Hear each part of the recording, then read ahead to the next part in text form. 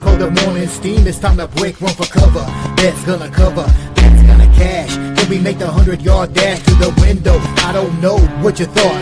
It's Ramon Scott, running so hot. Sports make money and we make money with sports money every single day.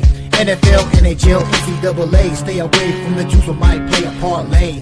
It's the morning steam. What? Ramon Scott, sports money. What? Wake your ass up and let's get to the money. Get to the mother. You know how we do it.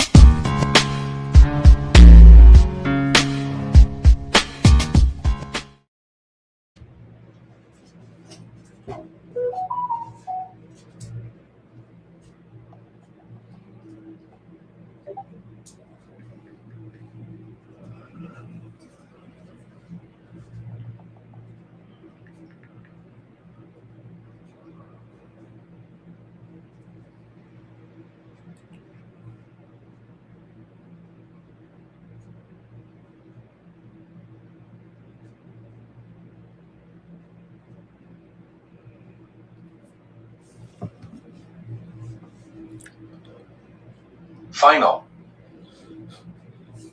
All right, a pleasant good morning to you from the sports betting capital of the world, Las Vegas. This is Ramon Scott, and welcome to the Morning Steam Show here for Wednesday, June 24th. Getting ready for a great sports betting day here. We've got World Cup soccer once again, a full slate of Major League Baseball games, including a doubleheader from that Cubs-Mets series. Also 4 games in the WNBA tonight. That's about the gist of it. But the headlines last night, of course, came from the NBA and the NBA draft. Last night, we'll just touch on it a little bit here before we get rolling. Let some people get rolling in here. Thank you for joining me here on the show. And we saw the NBA draft there last night, and maybe no surprise there with Washington taking A.J. Debnza, big-time player. They said, is Washington a team now that can compete for what are they thinking? I mean, come on, you got to be kidding me. I don't care if you got 3 big-time guys on Washington. That team is not even close to why do you think they have one of the top picks here? We'll see if Debnza can develop into the player that we saw in college. He probably would have fit better on Utah. I was hoping he would go to the Jazz, but Washington was going to take a guard like Peterson, given their moves here over the last few days. So Peterson goes to Utah. Cam Boozer, probably the big winner. Memphis here, man, they're stocking up picks. Not only did they, pick Cam Boozer, but man, they loaded up on picks here on a Wednesday night as well with the second round. I mean, a couple, Portland, Memphis here, and really going for it in that second round today. They saved their picks up for sure, and so did the Knicks. The Knicks are also hoarding second round picks. They had the 25th pick, but they made a couple of deals, moved out of the first round. They've got 5 picks today. I think those teams have about a third of the picks, those 2 teams in the second round today. Memphis had the 16th pick in the draft, and they traded back twice, winding up with the 21st pick, and they acquired 5 second-round draft picks here. So a little bit of breaking news here in tennis today. Taylor Fritz has dropped out of the tournament here at the Eastbourne Open here today. He was scheduled here to go off here in just a little bit against Chawinski, but he's out, and late move here with Fritz out of the tournament there, just into the morning steam. So also elsewhere in the NBA draft, you had Caleb Wilson going to Chicago. He's got some upside for sure. The Clippers with Keaton Wagler. I hope it works out for the Clippers, man. Those tweeners, really tough, when you don't know what you got there between a slasher, a scorer here. You hope the Clippers didn't strike out. Nets took Mikal Brown. The great scorer, Darius Akup, he goes to Sacramento. Hope he gets going here. He looks like he could be a great player, but he's 6'2", so those are kind of tough sometimes. Great in college, but we'll see. Atlanta took the guard from Houston, Kingston Flemings. He might be a guy who could actually translate, a 6'2" guy who could translate into to the NBA with Atlanta there. Perez Johnson to Dallas, a great front court defender. Milwaukee took Braden Berries. People were wondering about him. And also Golden State with Yaxel Lendenborg, the Swiss Army tank. The thing about these Michigan players, hey, if they could just round these guys up like the Villanova stars, maybe they could win a championship in the NBA like the Knicks did. Get all these Michigan players. Michigan players were taken 9th, 10th, and 12th in the draft. That's the first time since that Villanova team in 2018 that the college national champs had 3 players picked in the first round. When can't get them together, though. That's the tough part about it. That was the Knicks are probably a once in a lifetime thing there, and might be a once in a year thing too.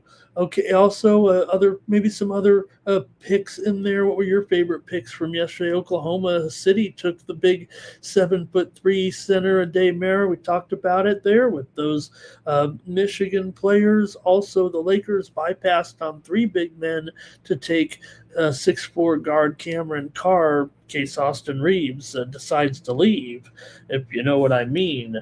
And Caravan of UConn went to Sacramento. Koa Pete of Arizona went 30th in the draft to the Dallas Mavericks. Man, Dallas got Morez Johnson and Koa Pete, and they made some moves. Watch out for Dallas. Second round tonight. Will Jaylen Brown get traded? I guess the Celtics didn't realize they have a highly high commodity player with Brown. Everybody wants him, and they're like, wow, we can get something for this guy. Yeah, he's a pretty good player. If Boston doesn't want him, there are other teams that will take him in there. So, all right, and Portland hired Micah Nori to be its head coach, the 5-year assistant from Minnesota. Dosunmu signed with Minnesota 5 years, $112 million there, and that's about what went down there at the NBA draft last night, and hopefully it went well for your team there. I think we covered enough of it there a little bit. Let's take a look at some of the action from yesterday. We'll say hello to the folks here in the chat and get ready to go here on the morning steam with early action. 6 games in the World Cup, of course, and they're playing 2 at a time today here as we get to the 3rd game of the knockout stage. Got to be watching that scoreboard. Yeah, some of them do. Twisted is here, ready, got his plays ready to go. Rangers, Royals, Nats, Twins, Orioles, and Pirates there, and JM Cerundolo here today. Man, tennis action going on. I'm a little hot and cold right now. I'm getting a little tilted. Kane is here. Twisted says good morning. And Twisted talking about some of the tennis action here right now. All right, Ron Borkwin is here, and Blake is here as well today. Fernando's here, ready to go with us in some soccer action. Dylon's here this morning. Good morning to Dylon today. And Twisted, a few tennis plays here. We're getting the final matches of the day getting going here. Man, I've already lost a couple, but I had some winners in there.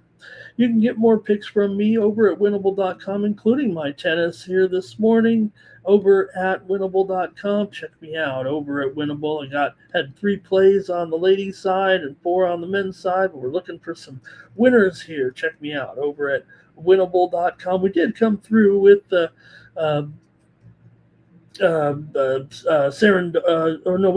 we had Frey over there. I think the graphic there is actually wrong on the Winnable might have read it incorrectly in there, but also you'll get my cover the spread plays, my best free plays in a video if you subscribe. My free picks over at winnable.com/Ramon. We had a free pick winner already with Tatiana Maria over Zakharova as a free pick here today. We also had some nice winners last night. We swept the action there in Major League Baseball with my Winnable in the Win Club with Pittsburgh and Seattle under, Washington and Philly over, and Detroit and the Yankees under. Swept those there. Had a winner also with England and Ghana under 3 goals. I guess it went under there yesterday, but we split our World Cup plays in there. So check me out over at winnable.com. Use the promo code STEAM. Now, we'll have a drawing here at the end of the show, I hope. I thought I was going to have one yesterday, but I got got a little choked up there at the end of the show. We didn't have the drawing, so maybe we will do it here today and have the drawing at the end of the show. Sorry about that. Anybody who missed on the drawing yesterday can sign up over at winnable.com using the promo code LIVE, and that'll get you 1 free week. Since I forgot to do the drawing yesterday, we'll send out 1 free week over at winnable.com. Use the promo code LIVE when you go to winnable.com/Ramon. All right. And just in here, too, the morning steam and one of the games here. It looks like Chris Murphy will be opening today for the White Sox in their game. Eric Fetty will be the bulk pitcher. That just getting reported here right now into the morning steam. I'm going to cover some of the news here as well, including yesterday's World Cup. Here, remember, there are 4 games yesterday, but we're up to 6 here today, and it was yesterday. Portugal rocked Uzbekistan 5-0 behind.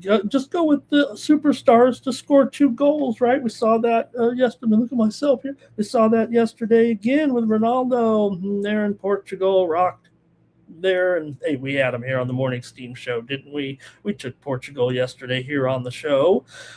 Ghana and England. What a shocker here with Ghana earning the draw against England. Jaw-dropping draw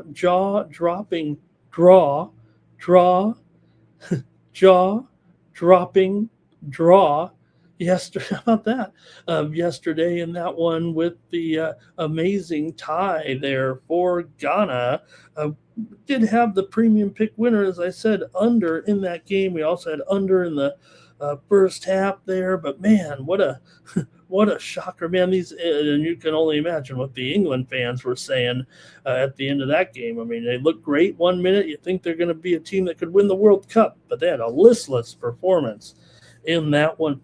Croatia and Panama. Croatia did get the 1-0 win there yesterday. It took Panama plus a goal. Figured it would be right about there, but Panama is officially eliminated there. And finally, it was Colombia 1-0 over Congo. And man, I had Colombia in my cover the spread video -1 goal, but they won by 1 yesterday in what turned out to be a low-scoring game. Colombia actually struggled, but they move on. All right.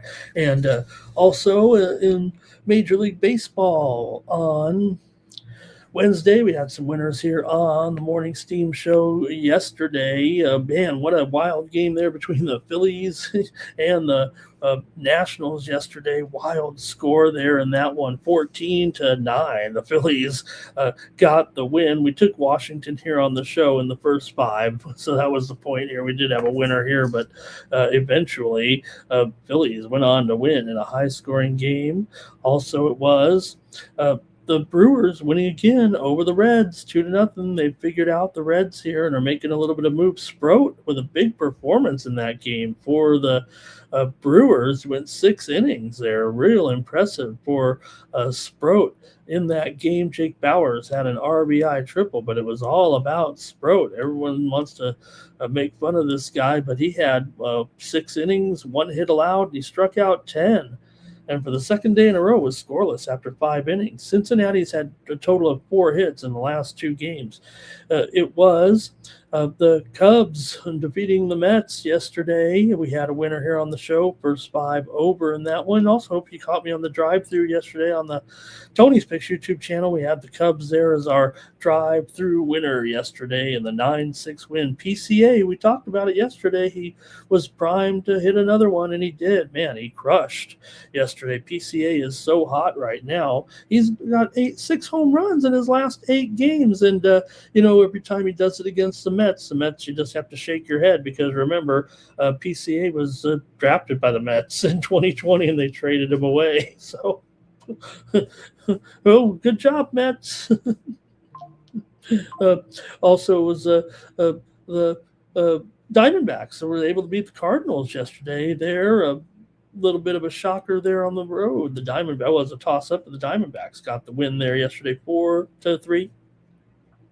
My Padres did beat the Braves there last night. Great job by the Padres to get the win. They'll be up against it today probably, but Padres got the win. Griffin Canning, he should be kicked off the team and probably cut today after going just 2/3 of an inning, giving up 4 hits and 4 runs. The Padres scored 5 runs in the bottom of the second. Tatis had an RBI double, a solo home run. The Padres got the walk-off win in 10 innings there when Manny Machado had a single to center to score Jackson Merrill. Padres won. Astros over the Blue Jays again as Houston gets the win on the road there for was Lambert over Bieber there in that one as Houston beat Toronto on the road. Blue Jays lost to the Astros below. Porfido had a 3-run home run in the 11th inning to make it. Bezlik is withdrawn due to an injury. Sanmez advances on the ladies' side here today. That just into the morning steam tennis action. More players dropping out here. Bezlik falls to Sanmez there in a withdrawal. I should just make it clear. There we had Bezlik there. Good thing was a canceled match there. She was injured.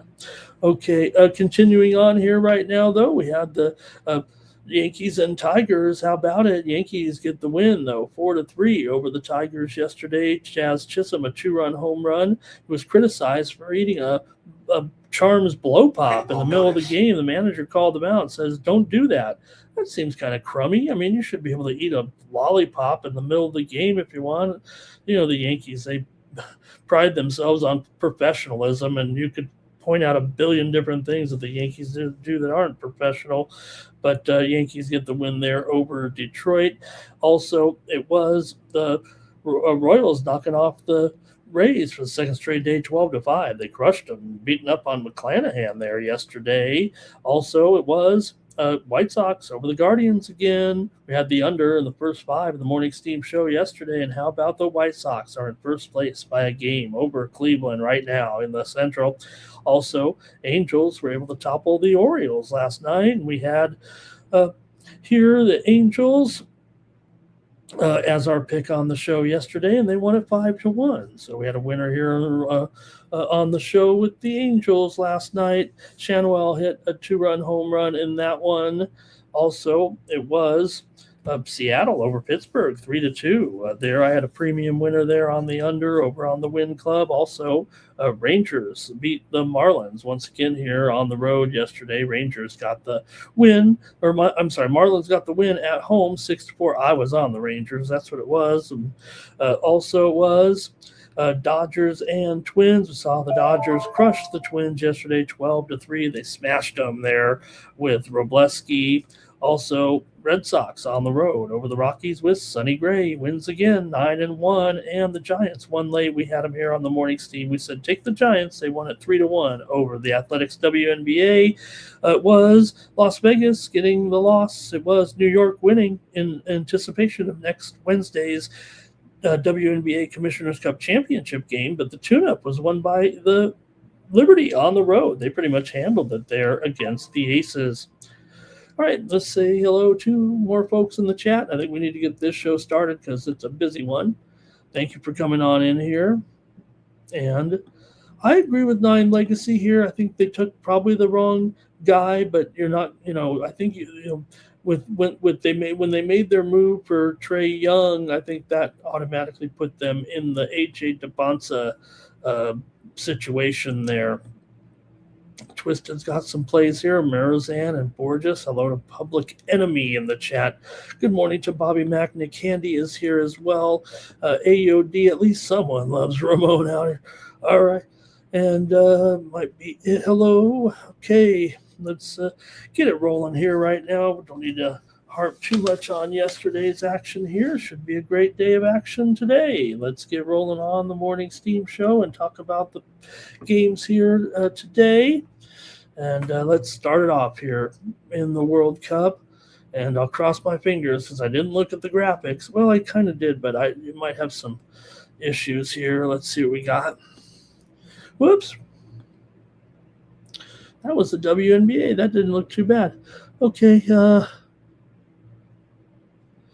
okay, yeah, this is not bad. I think it'd be a way to go. And they got the old school records here with it'd be win, draw, and then loss. That's what it has there. That win, draw, and loss on the records. They're kind of the European style. So you just have to look for that. And the times look right. All times Eastern. Here we go. Great. Okay, I'm pretty happy with that one. I have a love-hate relationship with AI. Not great, huh?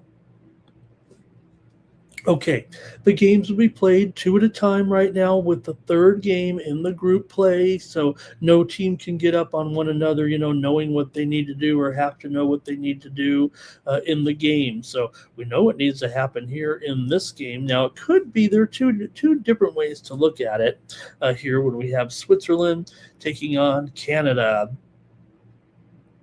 Here in this one. Now, both teams have 4 points right now. So a draw does advance both, but Canada feels like their situation might be a little bit more pressing here. Like I said, a tie gets them both in, but you don't know necessarily what can happen here if one team were to win the game. I mean, obviously a win's going to be big for that team that wins, but Canada's lost just or conceded just 1 goal here so far in the tournament. They're also unbeaten in their last 10 matches overall. Of course, they had a tie here so far against Bosnia and Herzegovina, and they rocked Qatar. Meanwhile, for Switzerland, they tied Qatar but rocked Bosnia and Herzegovina. So I don't know if you can draw anything from that or not. The fact that Bosnia and Herzegovina got rocked by Switzerland could stand out a little bit here, but Switzerland's attack, definitely exploded in that game. But they don't need to chase. I feel like in this game, I think the tournament, this situation kind of favors a game that could be a little bit protected and a little bit to the best here in this one. I think this one could easily end 1-1 here, but Switzerland is a pretty significant favorite here. And I would say significant, but they are the favorite here in the game. Here, $1.60 on the money line or so. They're plus money at minus a half here. So with Canada getting maybe probably like a quarter goal here on the Asian handicap, they looked competitive here in their 2 matches. Switzerland, I would say, has looked a little bit better than Canada in those 2 games, even though they sit here basically with the same, like I said, the same records: 1 win, no losses, and 1 draw here for 4 points. So that's pretty good. And like I said, when you got a situation where a draw kind of sends both teams through here right now, when you look at the group standings here, you see the records there on the screen, right, with both teams there. 1-1 and 0 in there right now. So I think that's kind of the key with this one. And will any team kind of take any chances? Will they get out and take some chances a little bit there? Let's see what the chat has to say in this one with the World Cup here today. All right.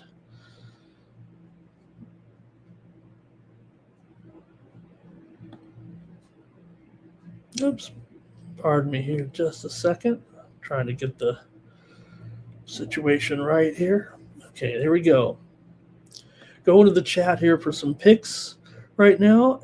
This is how the show works. I kind of preview the games. You're welcome to comment and make some picks, and I show them on the screen. Robert here is on the under. And that might be it. That might be it. But this one's tough. I'm right. There's a lot of uncertainty there.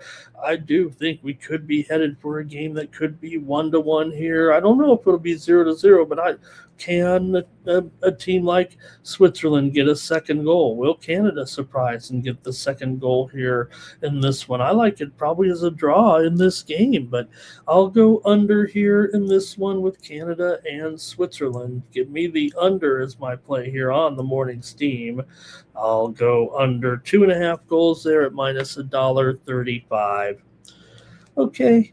Not a lot of comments there, not a lot of picks from the chat. Let me move on then to the next one. We do have the other matchup here in Group B. This one is in the Seattle Stadium with Bosnia and Herzegovina taking on Qatar. Both teams with the same record coming into this one, no wins.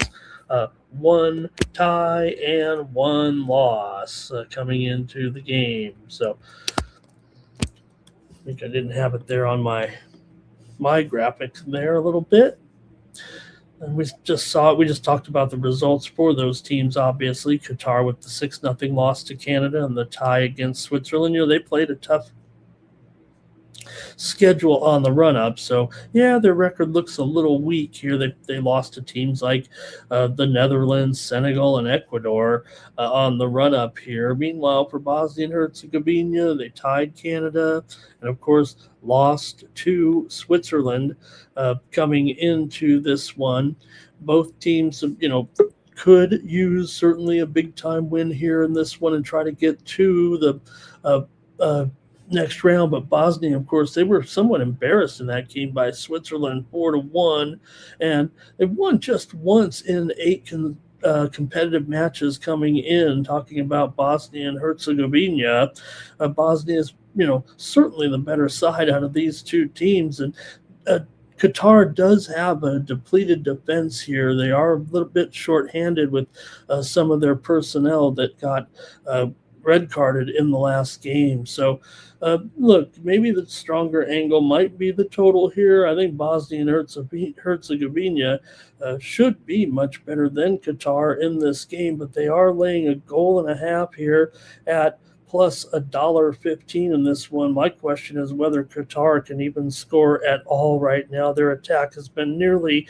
non-existent coming in. Bosnia may not need to push things here, and they could just get a 2-0 victory or so. Maybe it'll be 2-1, but I don't know if we can get to 4 goals necessarily in this game. So I'm going to go ahead and take the under here in this one as well, with Qatar and Bosnia and Herzegovina at 3 goals at, I guess it's about even money or so here in this one. So look, I think Bosnia and Herzegovina probably can get this. It will be tough. They got to win it by 2 here, but they are the better team than Qatar. But that is a big margin to cover. Let's see if the chat has any picks here. It's going to be hello to Razor in the chat today. And also here is Bobby Mack does like the BTT. He does think that Qatar can score here today. Okay. Appreciate that. We'll keep it moving here right now with our World Cup games today. And next up, we're moving to the 3 p.m. slot, noon Eastern time here with Haiti and Morocco. Oops, someone spelled Morocco wrong. That's not cool. Got to have put some respect on Morocco's name here, I think, is what you need to do. There we go. And why not? Morocco, I don't know what qualifies for you to take a team. Maybe you're going to stick to these teams. I don't know. Like I said, I'm on Argentina. I'm on Brazil. But if you're looking for some other teams to bet on here, maybe in the futures market, you don't want necessarily, if you don't like the odds on Spain, you don't maybe like the odds on a team like France, some of the front runners. Why not take the 6th rated team in the world, Morocco here at, I don't know. I've seen as high as 40-1 on the Big B sports book, if you know what I mean, offshore. And, as low as 35. I've seen some 28-1s out there. I know it's getting a little hot, but, you got Morocco here ranked basically 6th in the world in the FIFA rankings, and you can get between 25 and 40-1 on them to win the whole thing. They are looking pretty crisp. Yes, they do have a draw so far. They drew against Brazil, but that's pretty good, right? Brazil's, certainly one of the kind of the favorites against them. So it does feel like you got a hot club here in Morocco a little bit. Why not go for it here with this Morocco team? Now, as far as this game is concerned, it looks like a complete bloodbath, I would think, here against Haiti right now. Haiti's already out of the tournament. They're toast. They can't win even if they win big. They're done. Morocco is also coming in here unbeaten in their last 31 matches. They've allowed just one goal in their 2 World Cup games here against Brazil and against Scotland. They beat Scotland 1-0 in there. So, Morocco, they're pretty good here. So let's see what you got, though. They need a victory to challenge Brazil for first place on goal difference. So motivation, a non-issue here. It feels like for Morocco, they've got a strong defense, so they should be able to shut down here and maybe club Haiti here in this one. I don't think Haiti can score here. Morocco would need a 4th goal maybe for this one to go over right now. So let's see, though, what you think in this one with Morocco and Haiti. Obviously, if you get 3-0, it's a push there. Morocco could win, but let's see what you have in this one. I still might take the over in this one, but if you do, might as well just take Morocco, I would think. So I'm going to take Morocco here in the first half in this one. That's what we'll do. Give me Morocco in the first half with these two. I think it's a one-sided contest here for sure in this one. Thank you for playing, Haiti, and welcome. Hope you had a great time here at the World Cup. Let's see here. Morocco in the first half. Let's see if I can get that line straight here right now. At -1. At about +105. Wow. Take it. Let's take Morocco here in the first half over Haiti. Might be a little easy to take that one, but I'm going to do it. Let's see if the chat has any comments on this one. And Fernando went BTTS in Switzerland. Robert's laying it with Morocco here.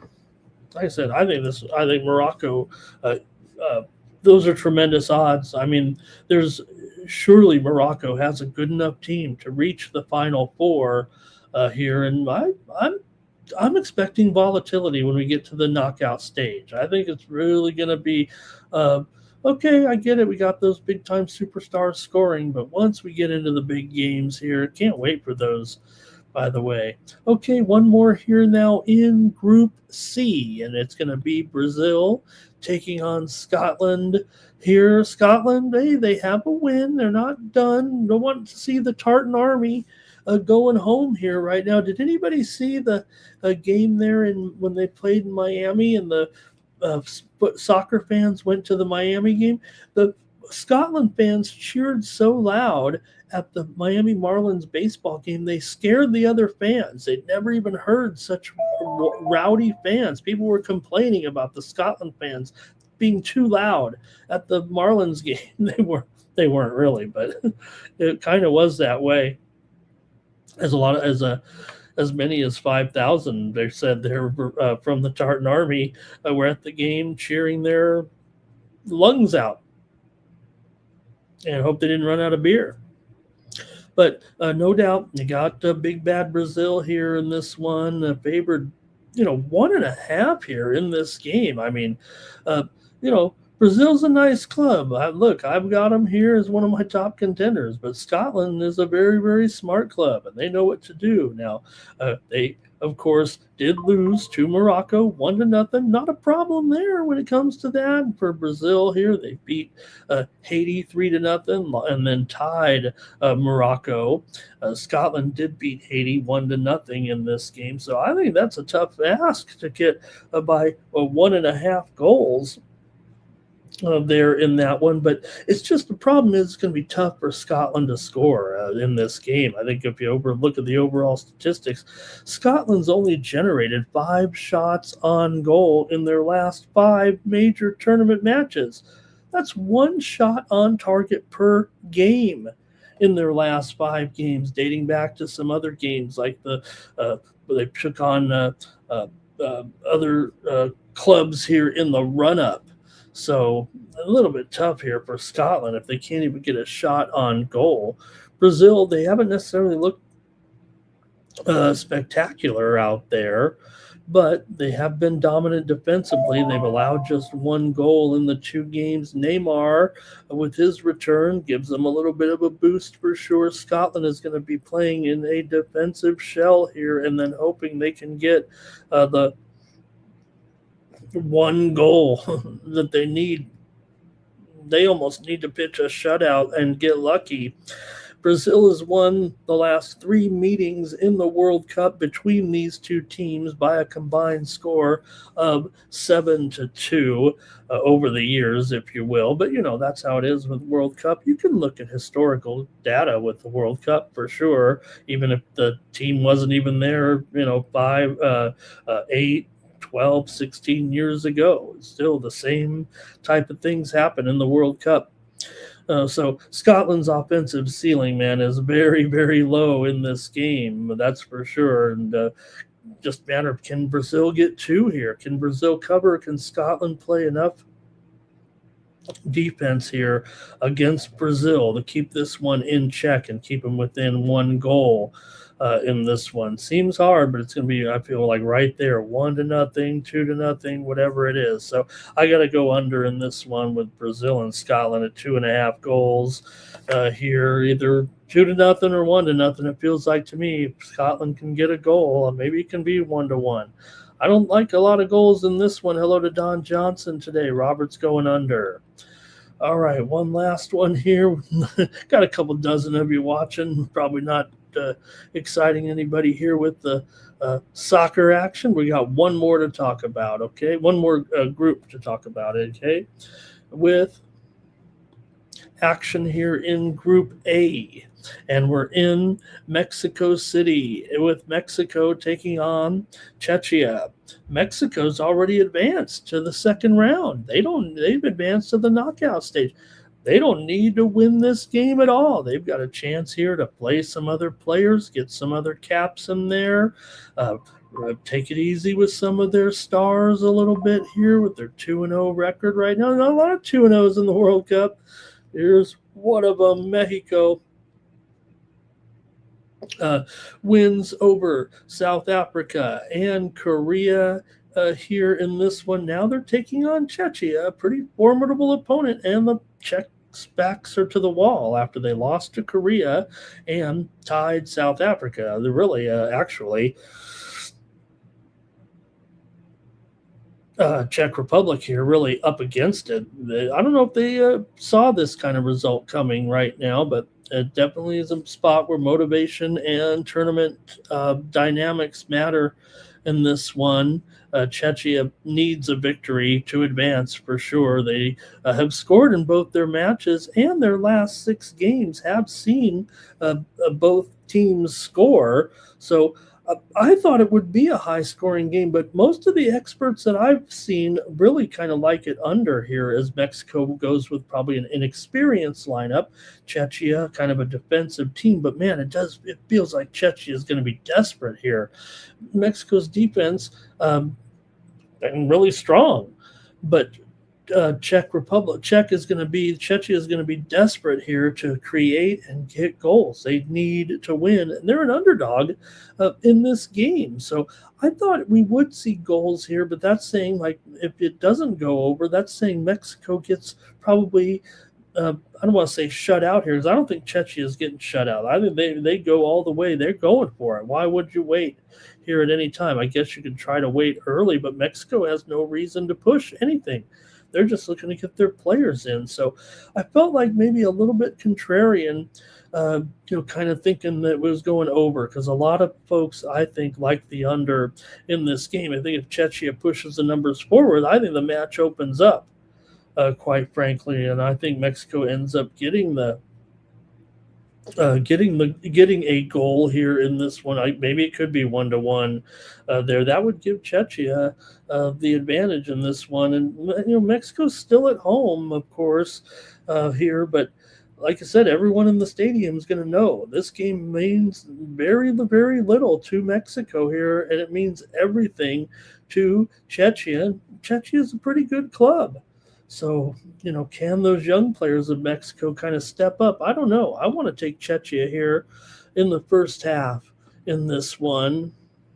And I'm going to take them there. And let's see, getting a half a goal is kind of expensive, but let's see here. See what the first half is on the money line with Czechia. No, okay. I'm going to go. You know what I'm going to take? I'm going to take Czechia first half over a half a goal. Score in the first half at plus 150. Czechia to score in the first half plus 150 is my pick. Here comes some picks from the chat. And let's see, Gerardo in there. He liked Switzerland and Canada, BTTS in that one. Also, Fernando, I think maybe going BTTS here, maybe in this one. I think Robert's going BTTS in this one as well. And like I said, I was kind of watching some World Cup YouTubers, and it was a lot of under. It was a lot of under in this game. It made me kind of question if I was looking at it wrong here a little bit. Basically, this Mexico's defense is good enough, and that Czechia will have a hard time scoring more than one goal, I guess, and then maybe Mexico with their reduced offense here, if you will. Maybe they only score a goal, and so it's 1-1, but that's not good enough for Czechia. So I would think if Czechia doesn't win, I don't think they tie. I think if Czechia doesn't win, I think they lose. Fernando said it, 1-1 final or 2-1 final. So I don't know. It doesn't feel like a chat to me. Okay, and okay. Let's go here. That's it. Let me go to the last one here now, and then we'll go over to baseball here in this one. Let's see. Here we go. And remember, the games are played at the same time, so you gotta, maybe it's a little bit of scoreboard watching if the team is still going here, and you got Korea. South Korea's 1-1 right now coming into the game. They're lost to Mexico 1-0 and beat Czechia 2-1. South Africa lost to Mexico 2-0 and tied Czechia 1-1. So, South Korea is the team that's in the pressure cooker here. South Africa, they can only get a win here, but their midfielder Mokena is suspended here after his red cards added up, and South Africa have had just one win in their last 11 World Cup matches overall, meaning in World Cup finals matches, not meaning the run-up here, meaning when they've been to the World Cup. Just one win overall in 11 games here. So they're an underdog to South Korea here in this one. The Koreans, a draw is enough for South Korea here to advance, actually, in this one for Korea, given their current record in the standings. In Group A currently, Mexico 2-0. South Korea is in second place at 1-1, and Czechia is 0-1. So South Korea gets in with a draw. So look, they're going to be trying hard. They're favored to win in this game. I think they're a pretty good team. South Africa hasn't been great here. 1 goal for, 3 goals against here in this one. South Korea, they got, pretty good defensive team for sure. Yeah, they have Son, they have Lee, but they're still very, very disciplined here. I would expect kind of a low score. It could end up being a draw here in this one. Maybe South Africa, they're going to be desperate. They've still got an outside chance here, but they need everything to fall their way, and they need to win. So they're going to be trying as well, but you know what? It could end up just South Korea just too good here. 1-1 draw seems kind of likely to me. I don't know. It feels like 1-1 possibly here in this one. Even if South Korea wins, I don't think they get a 2-goal victory in this one, despite having probably the better talent, the better form. But again, in the back of their mind, knowing we just need a draw, we can play defensive here if we need to. We don't have to press it. If we, give up a goal, we might have the ability or the talent to at least answer here. So I think 1-1, 1-1 seems a pretty highly likely in this game. I'm going to go under in the first half with South Korea and South Africa in this one. Let me go under first half here at 1 goal. And let's see what the chat says. Enjoy the World Cup here today. And let's see comments here. Okay, Stop Geo says South Carolina and under. Robert Ears on the under as well, and Public Enemy's on. Look at that, a lot of under situation here. Just right what we were saying, I think, in this one. Okay, that's the 6 games. Here also, Public Enemy says could be a draw here in this one.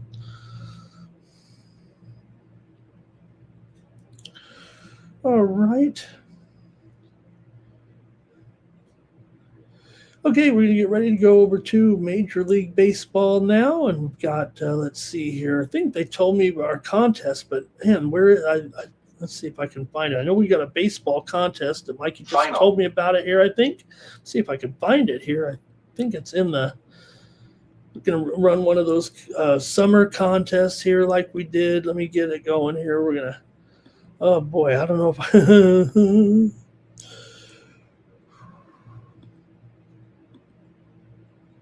But oh boy, now I've done it.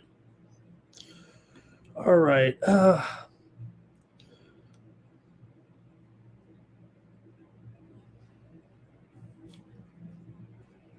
Okay, I might not have it available. You'll find out more later, I'm afraid. Here, they told me there's a contest here. We're going to do a home run derby contest. I think whoever picks the most home runs going to win some great prizes here from us. And I'll just have to get the information from the guys, and we'll promote it here again later. They told me. Let me see if I can find it here and see. Okay, I'm in my studio here, but oh man, Mikey, come back. Come back and run the video for me because I don't see it.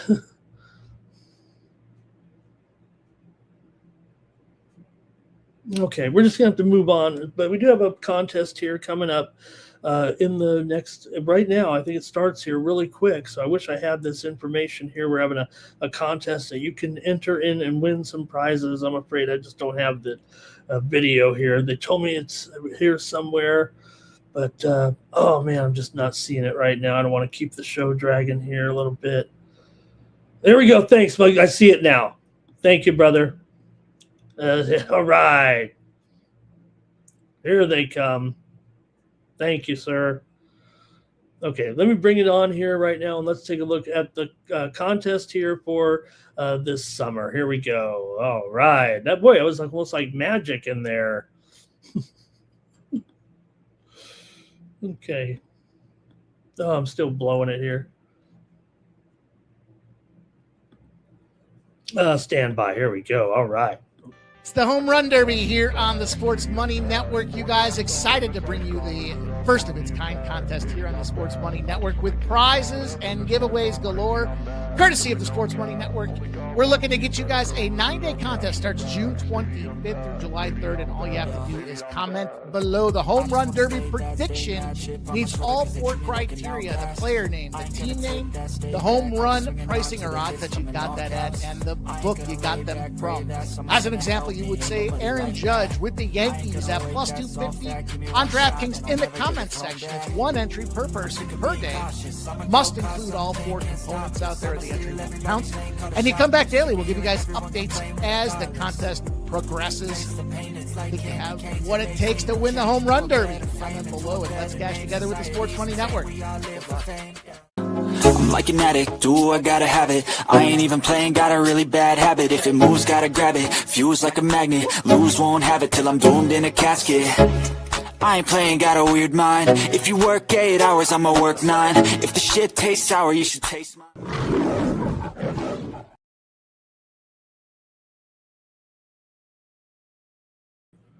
Okay, that was great. I hope I got it. I hope we got it right there. And I think you can comment in the comment below. It said, is that in this video? Can you comment in any video? I think you can.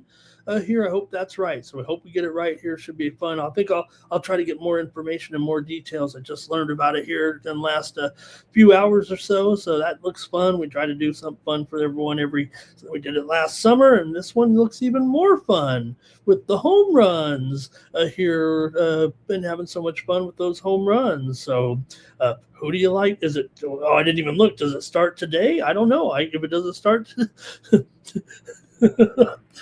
probably should try to read the rules before I go spouting off here. What's going to happen? I was going to say, man, I got some home runs today. We could kind of maybe go with here. I don't know if anybody looked at the home run crop here today, but I mean, you got Seiya Suzuki. You've got maybe. Trying to think of some guys. I was looking at the home runs there last night. Bryce Harper maybe in there. And Schwarber, though, he got a late scratch there yesterday before that game. Okay, let's get going to the baseball right now. It starts tomorrow. Thanks, Razor. Cool. I'll be up to speed hopefully by then. Okay, let's get rolling here right now. And let's go to Major League Baseball here with our card today. There's 16 games, so I don't know if you can even read the graphics here, and I don't think it's all screwed up anyways, but the times are all screwed up on one of those games, I know for sure, but we'll just have to roll with it. Just follow along with the of my graphic here. We'll roll the baseball here right now. Okay. And we're going to start. We got a day game here. Rangers taking on the Marlins. In this one, Jake DeGrom goes here for the Rangers, and Yuri Perez for the Marlins here at home. Rangers were able to get the first win, but the Marlins came back to get the win yesterday. Look, DeGrom's going to be a favorite here, no doubt, with his 3.59 ERA, 6-4 record, 1.03 WHIP. Yeah, he's probably the better option, but Yuri Perez, 4.6 ERA, 3-6 record, a respectable 1.26 WHIP. Coming into this one, Marlins were hot. Remember, before lost a couple here, lost one basically. I mean, they've been tearing it up. Actually, only cooled down by the Rangers in the first game of this series, but did bounce back to get the win yesterday. The Rangers have been playing pretty well as well here, but not as hot as the Marlins of late. You've got two pretty decent bullpens here for sure. Texas has been going over here a little bit of late, over in 7 of their last 10. Miami's over 26-11 to the over as an underdog here. They're definitely an underdog to DeGrom here, but will DeGrom, be able to have a strong outing here on the road at Miami in a day game? Here in this one, it was 4-3. Texas won the opener, but Miami won yesterday 6-4. So Miami's hot at home, no doubt about it. But Texas has the better starter here, probably the better. I think the better bullpen a little bit in here. But like I said, I think Miami's had pretty decent run in the bullpen of late too. I mean, they're in the top 10 bullpens. In fact, they're better than Texas by about, well, it's close, but both these teams are top 10 bullpens. I think that's safe to say. So we'll see what you like here in this one between Texas taking on the Marlins here and on getaway day. So a day game here, but I don't know, usually doesn't matter in this stadium. Can't even tell. And let's see what we got here. We got Texas first 5 here from Bobby Mack. All right. I got to go under in this one on getaway day. Give me the under here with Texas and Miami at 7.5 runs. Just going under. A lot of heavy pressure to the under. I'm going to roll with it here too at 7.5. Could be minus $1.15. Could be minus $1.20, but definitely got the under here in this one. Okay, next up. So, we got a doubleheader here. This is going to be a little tough to we're just seeing the line kind of come out right now. So this line is actually a little bit heavy there because it is not $1.40 for sure. It is open much lower here. We're starting to see some openers all over the market right now. I believe this will be Imanaga and McLean, but it ain't $1.40. I'll put $1.20, but there's a lot of $1.15s out there. The total 8.5 under at minus 115 or so, maybe 8.5 flat in the game here with Imanaga here and McLean. Remember, Imanaga got kind of held over there a little bit as far as the rainouts that the Cubs had here. So yesterday they did get their game off, and I think we're okay today. I'm going to check the weather here real quick. Just to make sure how we're looking on it. But yeah, you got Imanaga, a little bit of a favorite here, but down to $1.15 or so. So I don't know. The Cubs really took it to them yesterday and got the win, and the Mets a third straight loss. Talked about PCA getting the man. He's hot right now, isn't he? He is stroking here currently. Oh, it's a beautiful day in Chicago today. In New York today. Temperatures in the low 80s or so, getting a little bit warmer as the first game goes along here in this one. Somewhat of a tough matchup for the Cubs lineup against Nolan McLean, but he hasn't been totally dominating here of late like we maybe were expecting him. 3.67 ERA, just a 4-4 record, 109 WHIP. Those are good numbers. Unfortunately, you're on the Mets, and final. We know just whatever's going on with these Mets right now. They just can't win for the life of them. Even the Cubs winning on the road, the Cubs have been struggling to find ways to win anyway, and Cubs still 4 games over 500. The Mets are 10 games under 500 here. So maybe Nolan McLean's equalizer for you a little bit. Imanaga, 4.25 ERA and a 4-6 record coming in here for Imanaga. But the Mets are an underdog here, and they're 8-18 as an underdog this season. Not great. I mean, if you're an underdog, you're going to lose, but you really got to be a little bit better than that. That's just the way it's been for the Mets here right now, as they've been really just dismal.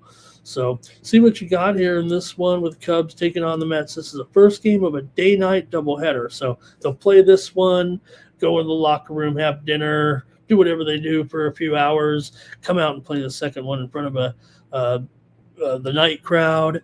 Mets have lost 5 of their last 7 coming in. The Cubs have won 7 of 10. Cubs have won 5 of the last 6 against the Mets. They've also won 4 of their last 5 on the road. Got some teams that are going over here for sure. Mets have gone over in 10 of their last 15 at home. 4 of the last 5 meetings between the two teams here in Citi Field have gone over. The Cubs have gone over with the Mets in 5 of their last 7 overall, and the Cubs have gone over in 4 of their last 5 games here. See what you have, though, in this one. Imanaga and McLean. Can the Mets finally find a way to win a game here? I don't know if they can. I don't know. Let's see what we got. Kane's on. Oh, he's on that first game there. Rangers, first 5 money line, first 5 under. Public Enemy also. Rangers, first 5 money line. Cash Kane's going with a home run for Soto. The contest starts tomorrow. Oh, you can still pick a home run. Bobby Mack's going to take the Mets here. Says, hey, they got to get one from these guys a little bit. I think if anything, McLean does have the advantage. Now, Soto is on the injured list today. With it being a doubleheader, he's going to sit one of these games. It's probably I don't know if it's this one. I mean, if you've got the line here moving in the Mets' favor, I don't think this is the game he's going to be sitting necessarily. But I would venture to say, I don't know. Maybe he will play both games, but he is on the injured list here right now as far as he's not ruled out or anything. He's questionable for this game, but he left on Tuesday with back tightness. He was removed early from that game on Tuesday night, so he did make 2 trips to the plate, went hitless, and it's been incredible, no doubt about it, here this season, and been red hot of late. 326 with 4 home runs in his last 51 plate appearances, but he did miss 15 games earlier this season, and I don't know. I don't think it looks very promising here actually for Soto. We'll see today. I'm going to get some type of report on him right now. Just questionable is all I can muster here right now in this one with Soto. So I wish I had a better answer for you here right now. I'm going to take the Cubs here. No Soto, that's a problem. This is my morning steam pick. I'm going to just make it here on the show. I'm not real sure, but I'm going to go ahead and take the Cubs here in game 1. Okay, next up, we'll keep it moving here. We'll come back to game 2 in order here, so we're going to keep it moving in chronological order. And poor Cleveland, they've got like an old logo up there or something in the wrong game time, but it is Tanner Bybee. And it says Eric Fetty on the screen here, but as we just said, Fetty will have an opener here for this game, but he will get in there eventually, and Fetty probably needs an opener. You certainly got to, I don't want to say you got to favor Cleveland at all in this game with the way the White Sox are going right now. Yes, you do have Tanner Bybee in here, but remember, Tanner Bybee's got a record coming into this game of 2-8, 4.03 ERA. Now, I know Fetty is a popular target for a lot of people. You see Fetty and you automatically want to go the other way, but he's 2-6, so he's been kind of a weak link here for this White Sox team. Like I said, they're in first place now. This is exciting here, and this has been a great series. The energy's there for the White Sox. They're winning. The crowd's going crazy. This is a lot of momentum right now for the White Sox that sometimes can make it tough on a road team that isn't what are we calling the Guardians? I mean, they're basically just a team that's barely over 500 right now. I don't know if they should even be favored in this game, actually. It feels like it should be closer to a pick'em.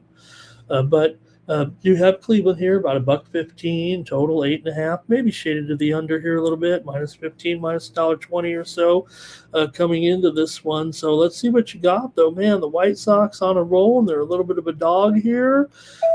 Cleveland, remember, they still continue to own the series long term. They came into this series this week having won 15 of the last 18 meetings between these two teams, but now it's 15 of the last 20 because the White Sox won the first 2. Not only that, the White Sox have won 11 of their last 12 games at home, and Bybee just hasn't been a trustworthy option, really.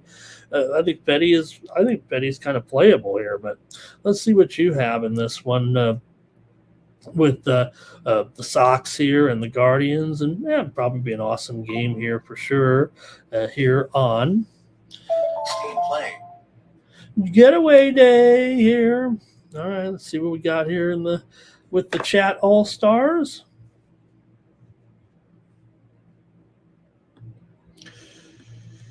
Here we go. Public Enemy is on the Cubs. And that other game here is Guardians first 5 money line for Cash Game. But Robert likes the White Sox here in this one.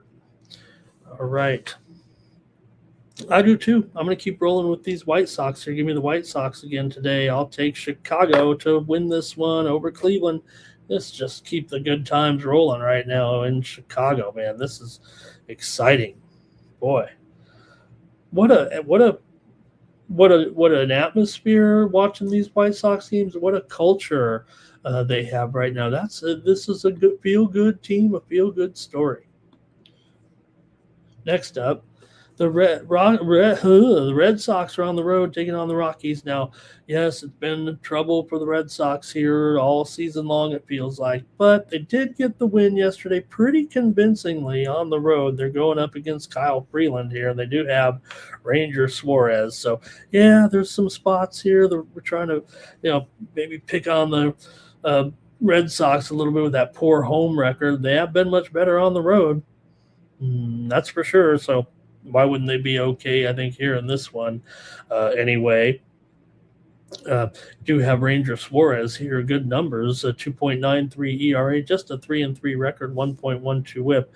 Kyle Freeland, 7.36 ERA, 1.58 whip, and he's 1-7 overall. So, it's tough to find spots here. Even the Red Sox, you still almost got to lay the run line here in this one, and that's not pretty because they're 18-30 is a run line favorite. But again, a lot of those have been at home. They played so poorly at home this season. They're actually more closer to a 50-50 proposition, I think, as a road favorite on the run line. So it's worked out a little better. And, Rockies have had some spots here where we've actually found a way to take them here. They've been actually pretty decent over the last week. But it does feel like the matchup here overall a little bit too much, a little bit too overwhelming, I think, for the Rockies here today. So let me take the Red Sox here, I think, in the first 5 today against the Rocks in this one. I'll take them to get off to a decent start here. They're like $1.75 on the money line. So I'll take the Red Sox at -0.5 at -130 in the first 5 here in this one with Ranger Suarez against Kyle Freeland, who's got those really weak numbers for sure right now. Boston also has a much better bullpen. We know that, so they should be able to take care of it here right now. And boy, these games just feels like they just keep going under right now in Colorado. I keep saying it every day. The long-term trends don't necessarily show the under here, but I think lately here it does. Both teams also have gone under in 7 of their last 10 games coming into this one. Boston's gone under in 7 of 8 and 7 of their last 9 on the road as well. The Rockies have gone under in 6 of their last 8 at home and 4 of their last 5 overall. So, yeah, I don't know. You got Suarez, and I'm not saying that Freeland at home and anything's going to change with him. We know that that's probably not the case. 9 Legacy here says Mets money line, Guardians money line, Rangers run line, Cash Cane, Red Sox first 5 money line, Roberts going under that 11. And also here 9 Legacy, Red Sox run line, but Public Enemies on that White Sox game there, money line. All right, here we're still on getaway day here with the Orioles taking on the Angels in this one. And, well, for the Angels, you do have Jose Soriano going, 3.03 ERA, 8-4 record. The Angels won yesterday to stop the Orioles' 3-game losing streak. Trey Gibson is a 5.81 ERA and a 1-2 record and a 1.71 WHIP. Does feel like feels like the Angels might be in a spot here. Now it's tough to maybe lay them when they're favored, and you got to wince a little bit, but no problem here. I mean, yes, the Orioles might have a little bit better record than these two teams, and they've kind of actually dominated the Angels, but Soriano continues to impress here game after game, it feels like, and I think he'll get off to a good start here in this one. I'll probably take him in the first 5. Here with Soriano. He's got a clear edge over Gibson, I would think here. Boston's road profile, pretty shaky, 16-24 overall on the road. The Angels are 18-21 at home overall.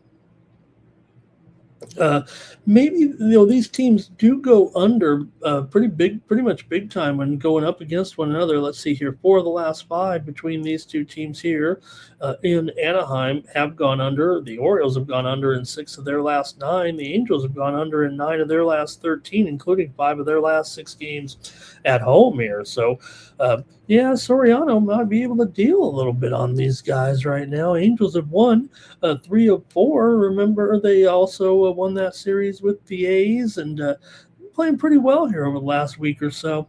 Let me go with the Angels here in the first 5 with Soriano in this one. I'm going to take Anaheim here. First 5 for me at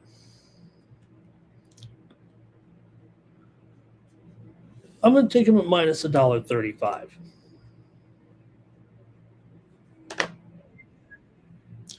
About as high as I'll go here on the show with that, with the derivative there. Robert does like the under here in this one. Okay. Hey, you've got nearly a couple dozen of you in here. You're welcome to comment with me in the chat. I'd love to see some of your plays out there. So maybe I need to start doing that segment where we recap the plays. It just took so long, but hey, there's some steam coming in right now here in the game between the Padres and the Braves. We're seeing the steam to the over right now with the Padres and the Braves. It's Martin Perez and J.P. Sears going. We'll preview this one in just a couple of minutes, but I just want to let everybody know the total right now is going from pretty much 7.5 to 8. In fact, I even see 8.5 under 20 right now at the Big B. The one thing to note here, the Padres are going with J.P. Sears making his first start of the season. He had a ERA close to 8 entering this game in AAA at El Paso. So Sears comes up. The Padres are desperate for a pitcher here today.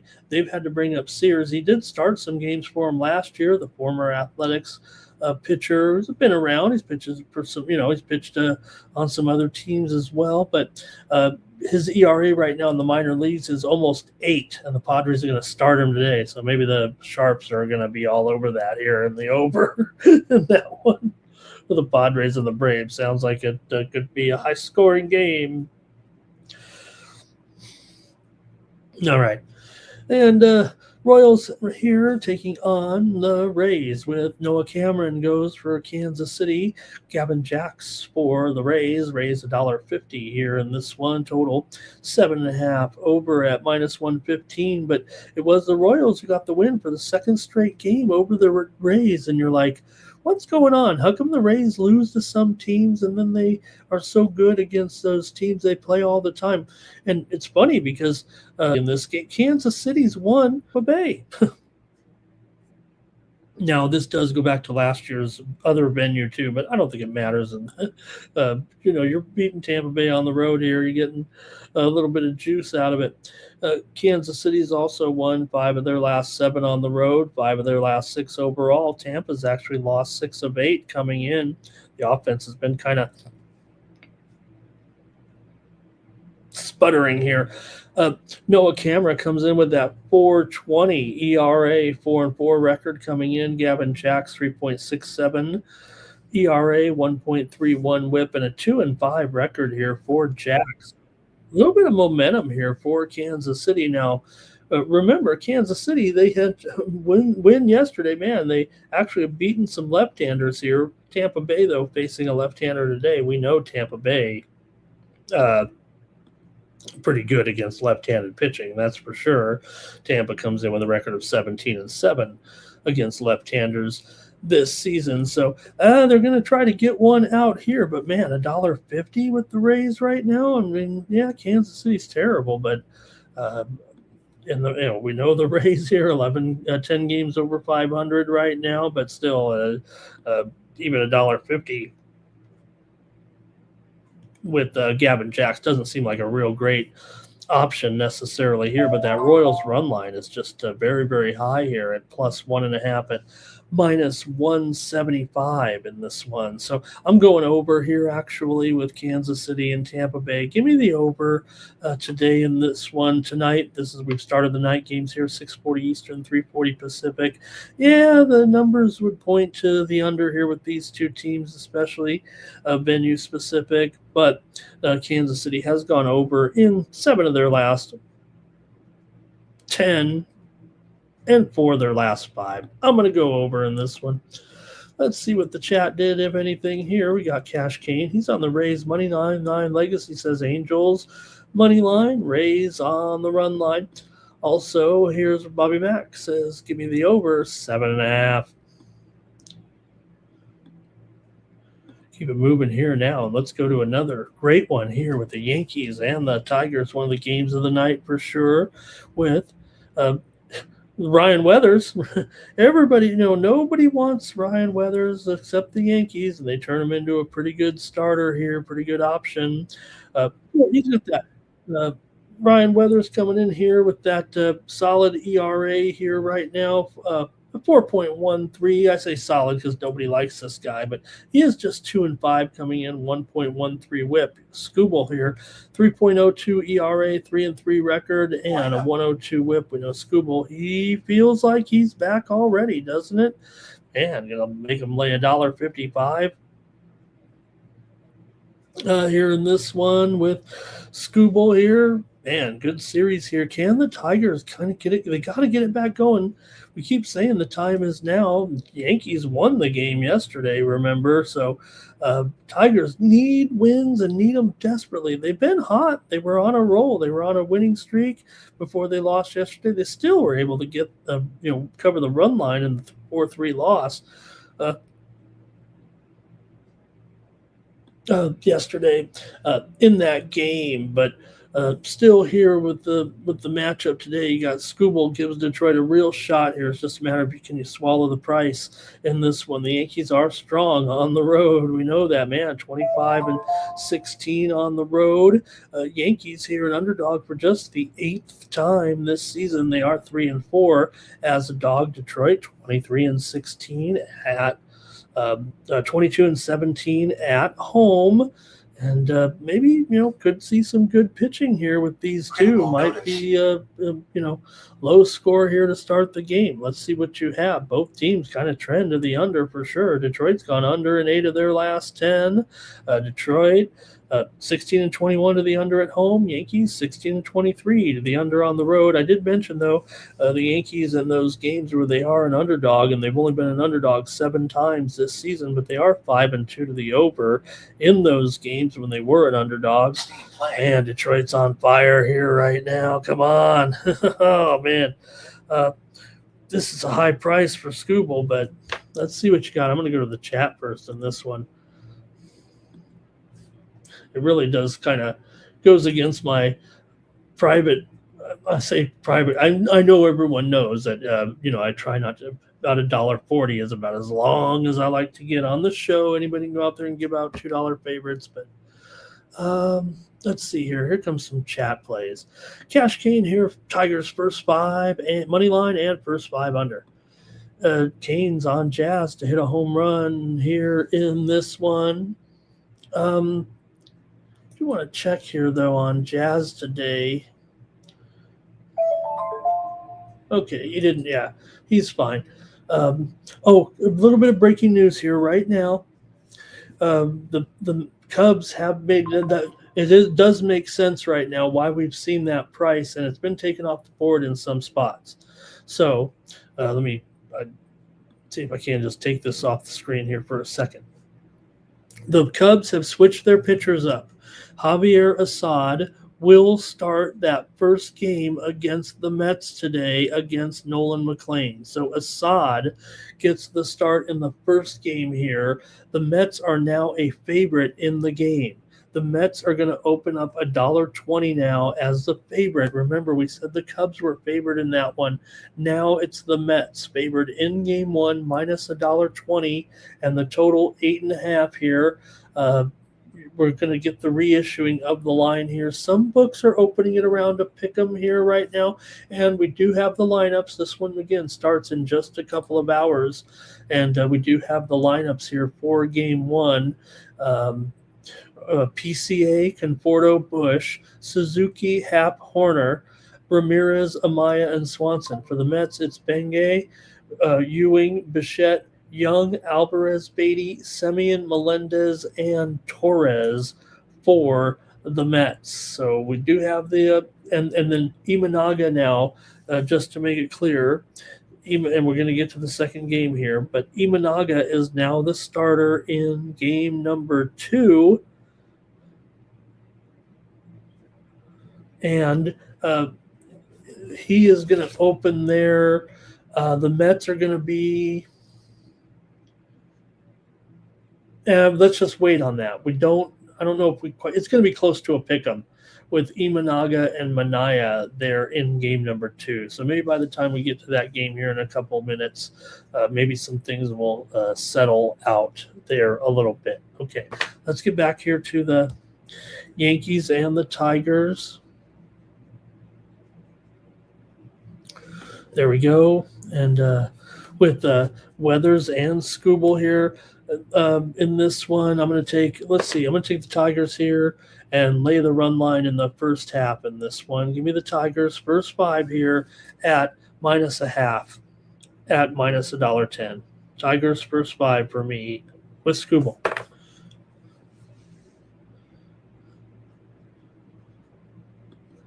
Okay, next up. And the Mariners are taking on the Bucks here.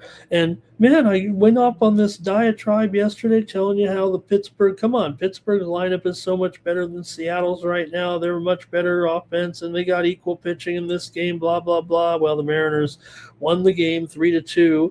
Mostly, maybe they just do own Pittsburgh, even though it's an interleague game. Seattle continues to beat Pittsburgh time and time again.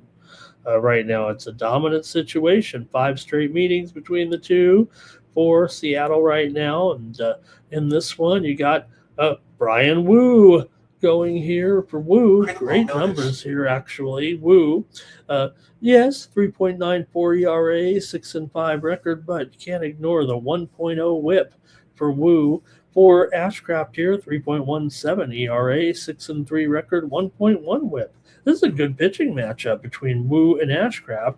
I keep talking about that Pittsburgh offense here, but well, maybe we will see another pitcher's game here. These two teams, when they played here, the last 4 games have been 3 shutouts last year. In fact, Seattle shut out Pittsburgh in last July in Seattle in 3 consecutive games. So let's see here what you think in this one with Seattle on the road with Brian Wu.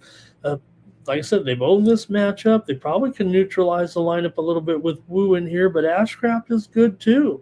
And I think you're going to have a good pitching matchup here in this one. Look, total, what is it, 7.5 here? You got to think that this one could be headed for under city. It is heavily juiced to the over. In fact, I see 8 under 15 at the big B right now with these two. So I'm going to go here with the under in the first 5 with Seattle and Pittsburgh. Let me go under with these two solid starters here. And let's see what that number is real quick. At 4 runs. I'll go under first 5. Seattle and Pittsburgh under 4. Here's Robert says Tigers first 5. And 9 legacies on the Yankees on the money line. Dylon says Tigers first 5 also. And Robert's going with the over in this one.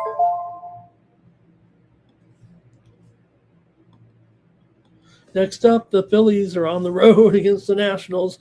Take the over and move on. feel like Sharky there.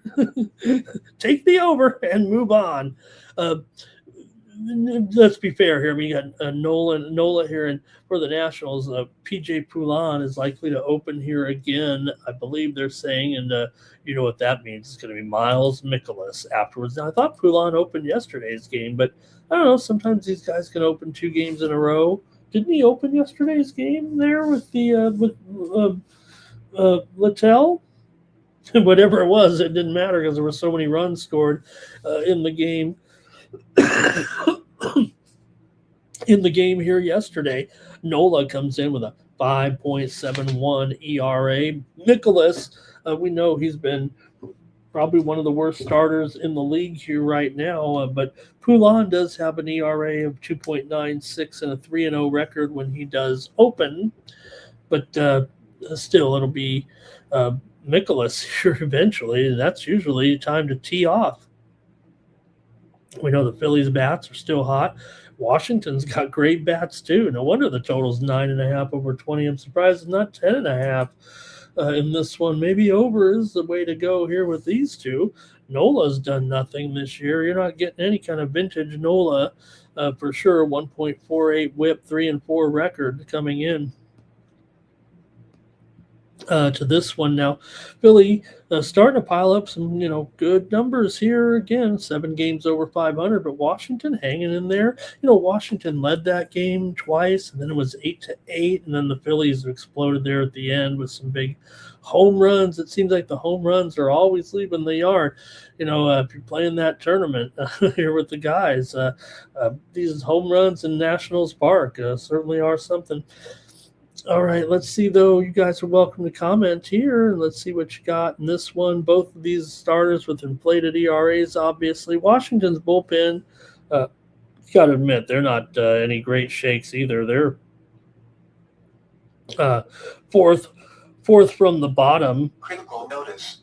Fourth from the bottom here right now for Washington. And Philadelphia, they're a little better. They're probably middle of the pack. Comes a chat though with some picks. Let's see what we got. Got 9 legacies on the Pirates on the money line, and Robert's like in the first 5 money line for the Nats. Final. Take him in the first inning before Mikolas gets in there. Maybe that's what we're supposed to do in this one. I think the runs will be coming here. I got to take the over. If I'm going to talk like this, I got to take the over 9.5 here as my play on the Morning Steam Show. Let's go over. In this one.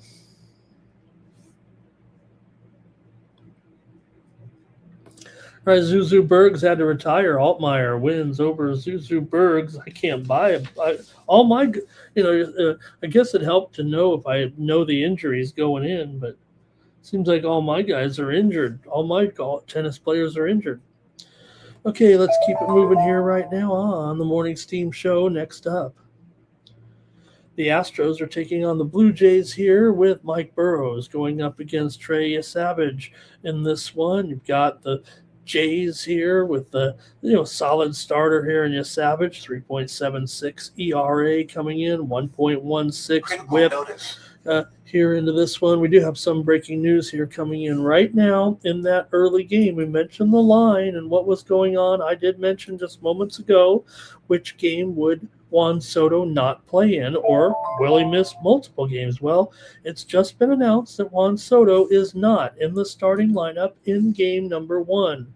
The game is still pretty much a pick-em. Maybe the Cubs are starting to move to a slight favorite right now. I'm seeing it. A couple of Vegas books are just a slight favorite, but we're beating the market on this now. If you want to take the Cubs, I think the line will move that way here a little bit. We'll see. I mean, it's obviously been reissued here. The books are the ones setting it. They know about this just as I do. So Soto not in the starting lineup here today in game 1. We'll see what happens in game 2, where we are seeing a couple of books also open game 2 with the Mets $1.15 and the total 8.5. It's the game right after this, so we'll talk about it. Okay, this average here though, $1.65 or so, total 8.5. So slightly shaded to the over here in this one. Yesterday it was 9-7. Houston was able to get the win there yesterday. Padres right now are getting steamed, believe it or not. I can't believe it. I mean, who the hell would bet on this team with JP Sears out there? If you like your Braves with a discount, today is going to be your day. The steam is coming in right now on the Padres. In this one, they were plus $1.15 or so. They're down to probably even money right now. The Braves are still going to be the favorite, but not by much. And the steam's coming in on the Padres for some reason here. Oh, those good old Sharps. They only bet numbers. Now you know why. They always say Sharps only bet numbers. Well, those guys are dumb. I think. Give me a sharp to debate on the show. Somebody with a little. Okay. Anyways, here we go. What do you think here with Blue Jays? Savage in this one. Blue Jays are 24-18 as a favorite this season. Astros 18-22 on the road. Probably got to look to the run line here a little bit with this one. Toronto 21-21 is a run line favorite. Astros are 29-24 as a run line dog. The price isn't awful here on the Astros on the run line, but man, I don't know if I can try them here. And going against our man Savage here with Mike Burrows right now in this one, I probably think Toronto might be able to even get this. Toronto might be able to get this run line. I'd probably prefer that. I'd rather lay a run and a half at plus $1.30 or so than take a run and a half at minus $1.50 or whatever the Astros are for sure. So I'm going to take the Blue Jays here in the first 5. I think that might be the better option for me. I'm loving the first 5. Give me Toronto here, minus a half at minus 115 in the first 5 against the Stros with a Savage going. And what do we got? Robert went with the over in this one. Thanks, Robert, for being the commenter here today. We got 20 of you riding with me here on the Morning Steam Show here on the new Sports Money Network. Okay, so here's this game now, and I can update this line here, and I can update the pitching because we now know it's Imanaga here.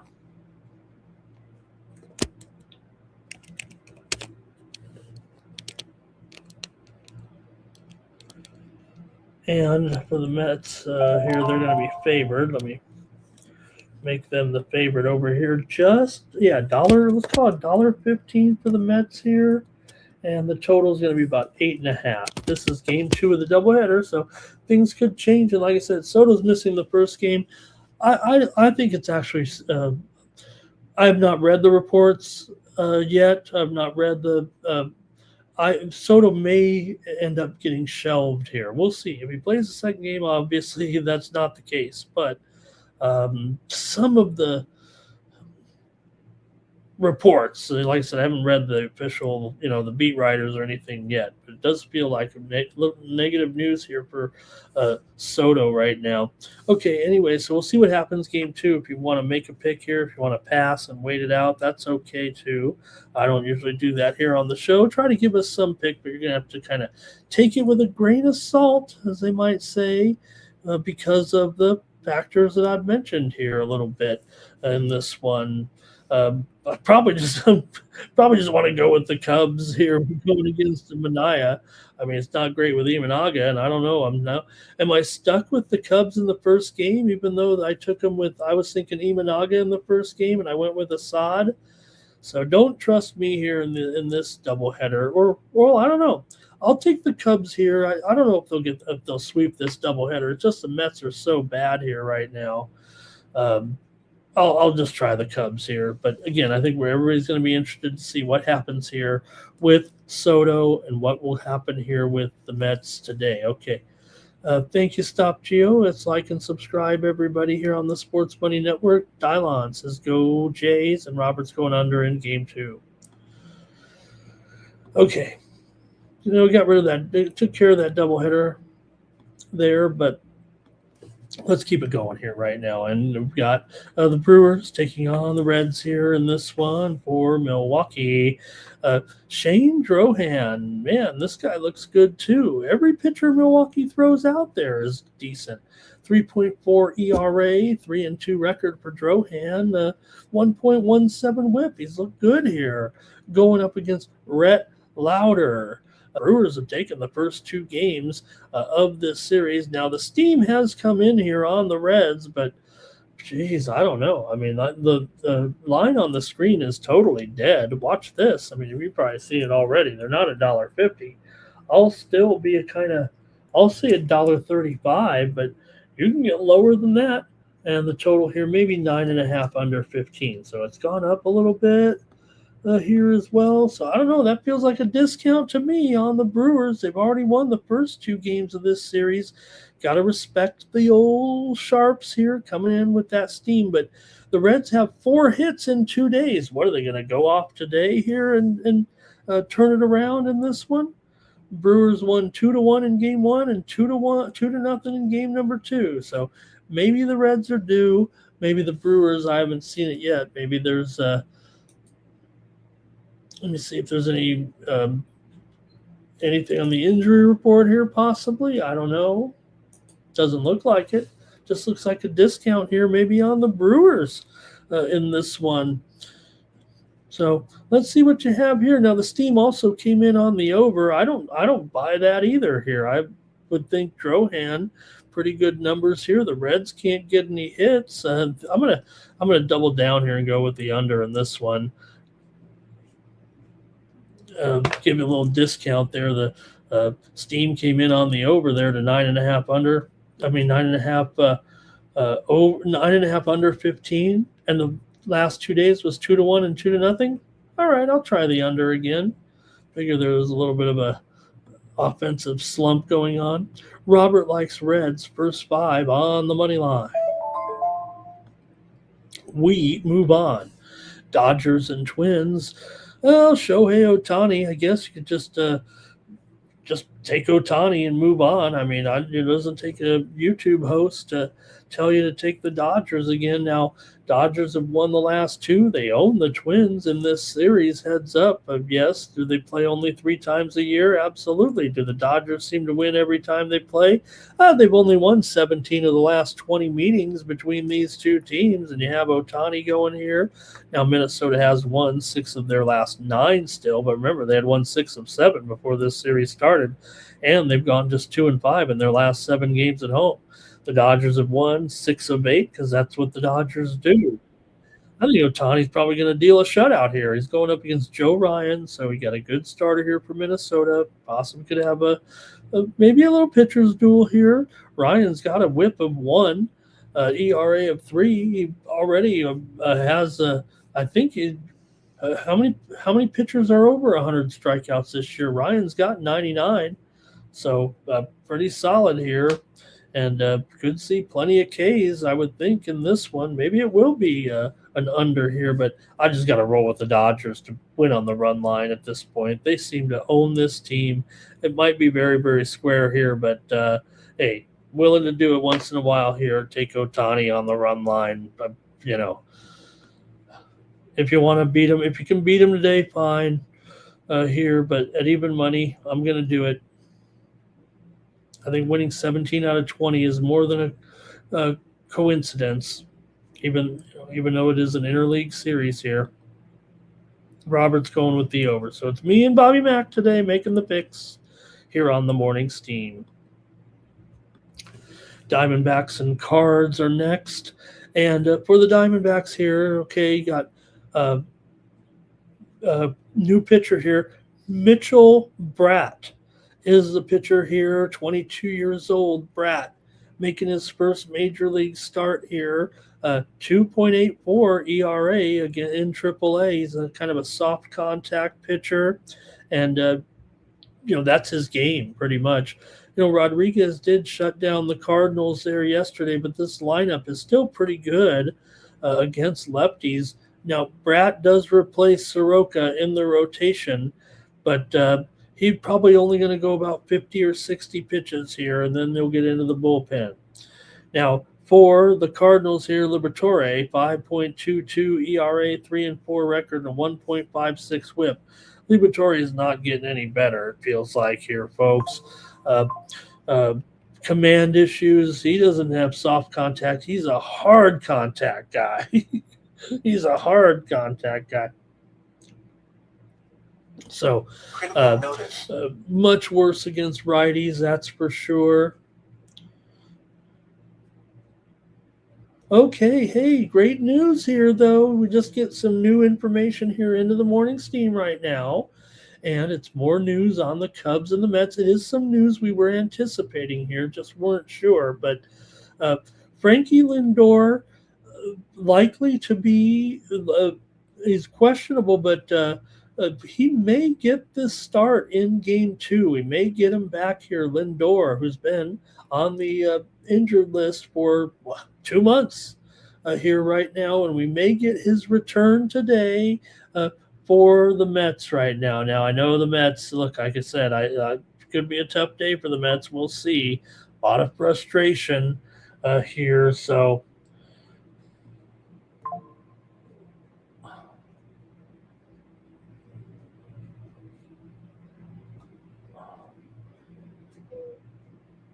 okay, let me see here. I'm just making sure we get that right. No confirmation here now as of yet, but Lindor, that would be great. Hey, Mets could use some good news here, and it could be Lindor returning to the lineup today, probably in game number 2 here. And again, that game right now is about a pick'em.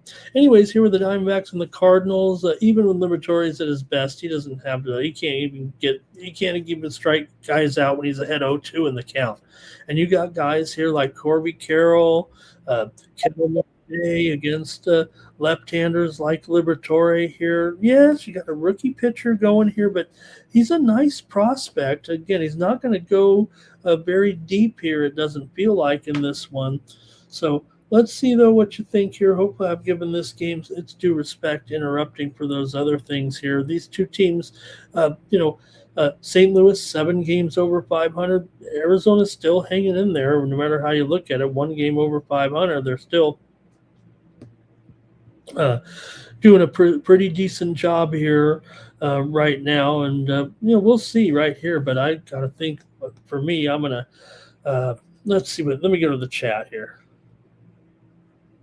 Oh, Twins, Dodgers under there for Public Enemy. And Robert is going over in this one with the D-backs and the Cardinals here. Yesterday was 4-3. The day before that was 3-2. Oh, man. I'm going to take the Diamondbacks here in this one. Give me Arizona to win here on the road. They won yesterday's game. Been rolling a little bit with the Cardinals, but maybe they found right here. I'm going to take Arizona with the rookie. Okay. Next up, got a couple more here, and this is one we just talked about. And I'm befuddled. Okay, I'm supposed to be the Padres whisperer here. That's my team. And J.P. Sears is getting the start. Now, J.P. Sears has been brought up to the big leagues. The Padres are running out of pitching. And Sears comes in here with making his first start of the season. We know he's been around the block a few times, been with some good teams, been with some bad teams.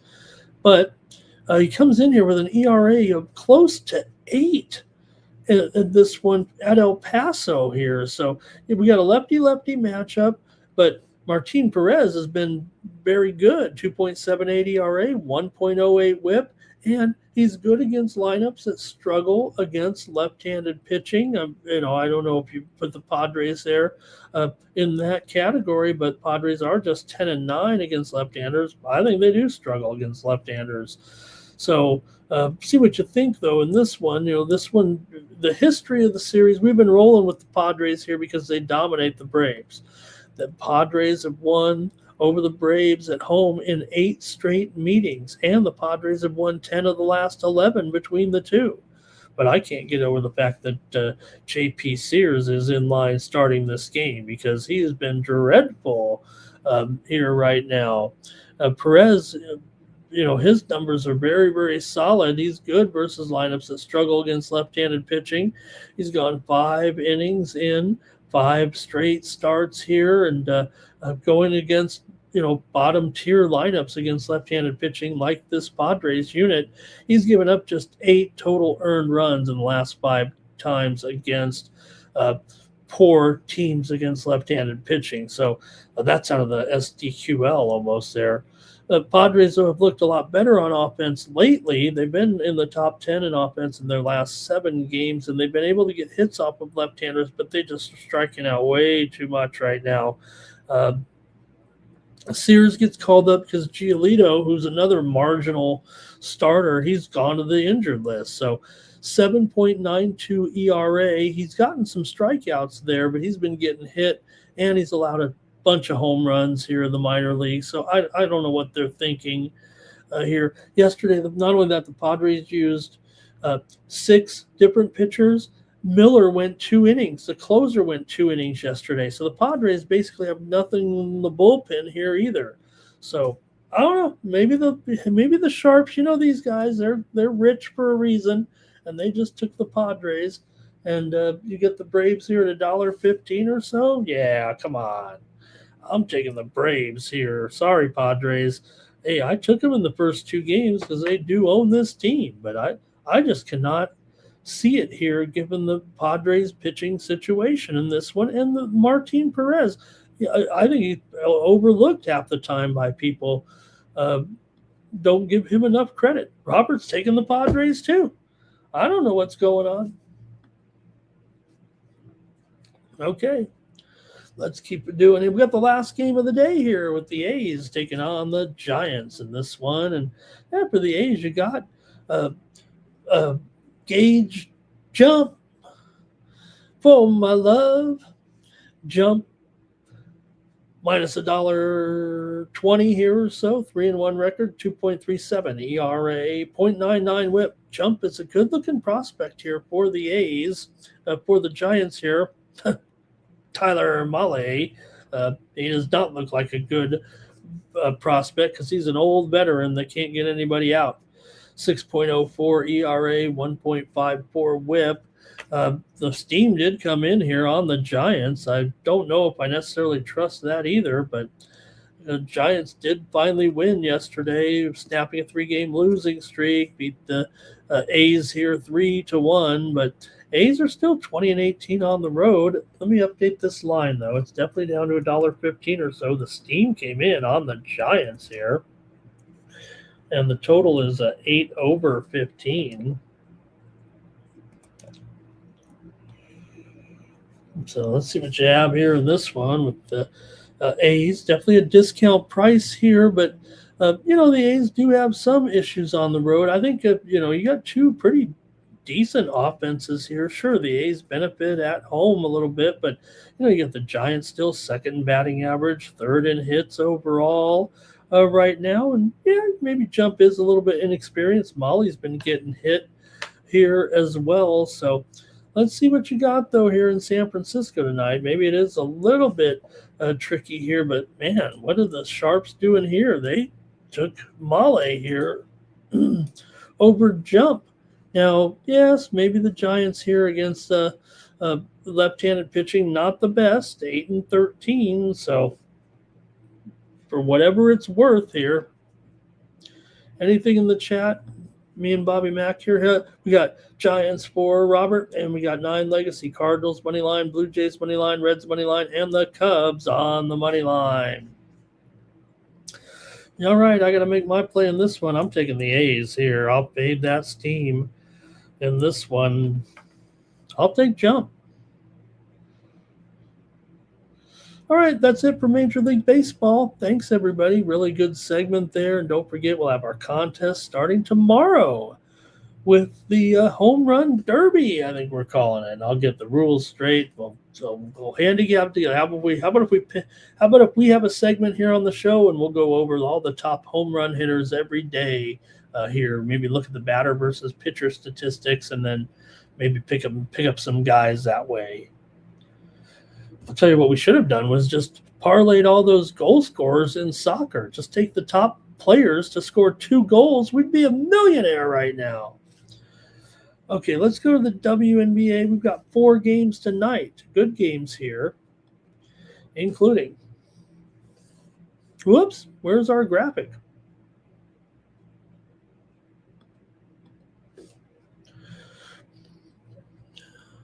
How's this graphic look? Why is one yellow and one yellow is the favorite? Okay. All right, this isn't bad. It's got the roll. Yeah, that's what I'm looking for. That's exactly what I told it to do for once. The AI listened to me. Okay. I don't know about that WNBA logo. Is that thing right? They told me that the WNBA logo, is it really Ann Myers-Drysdale? Is it really Ann Myers-Drysdale?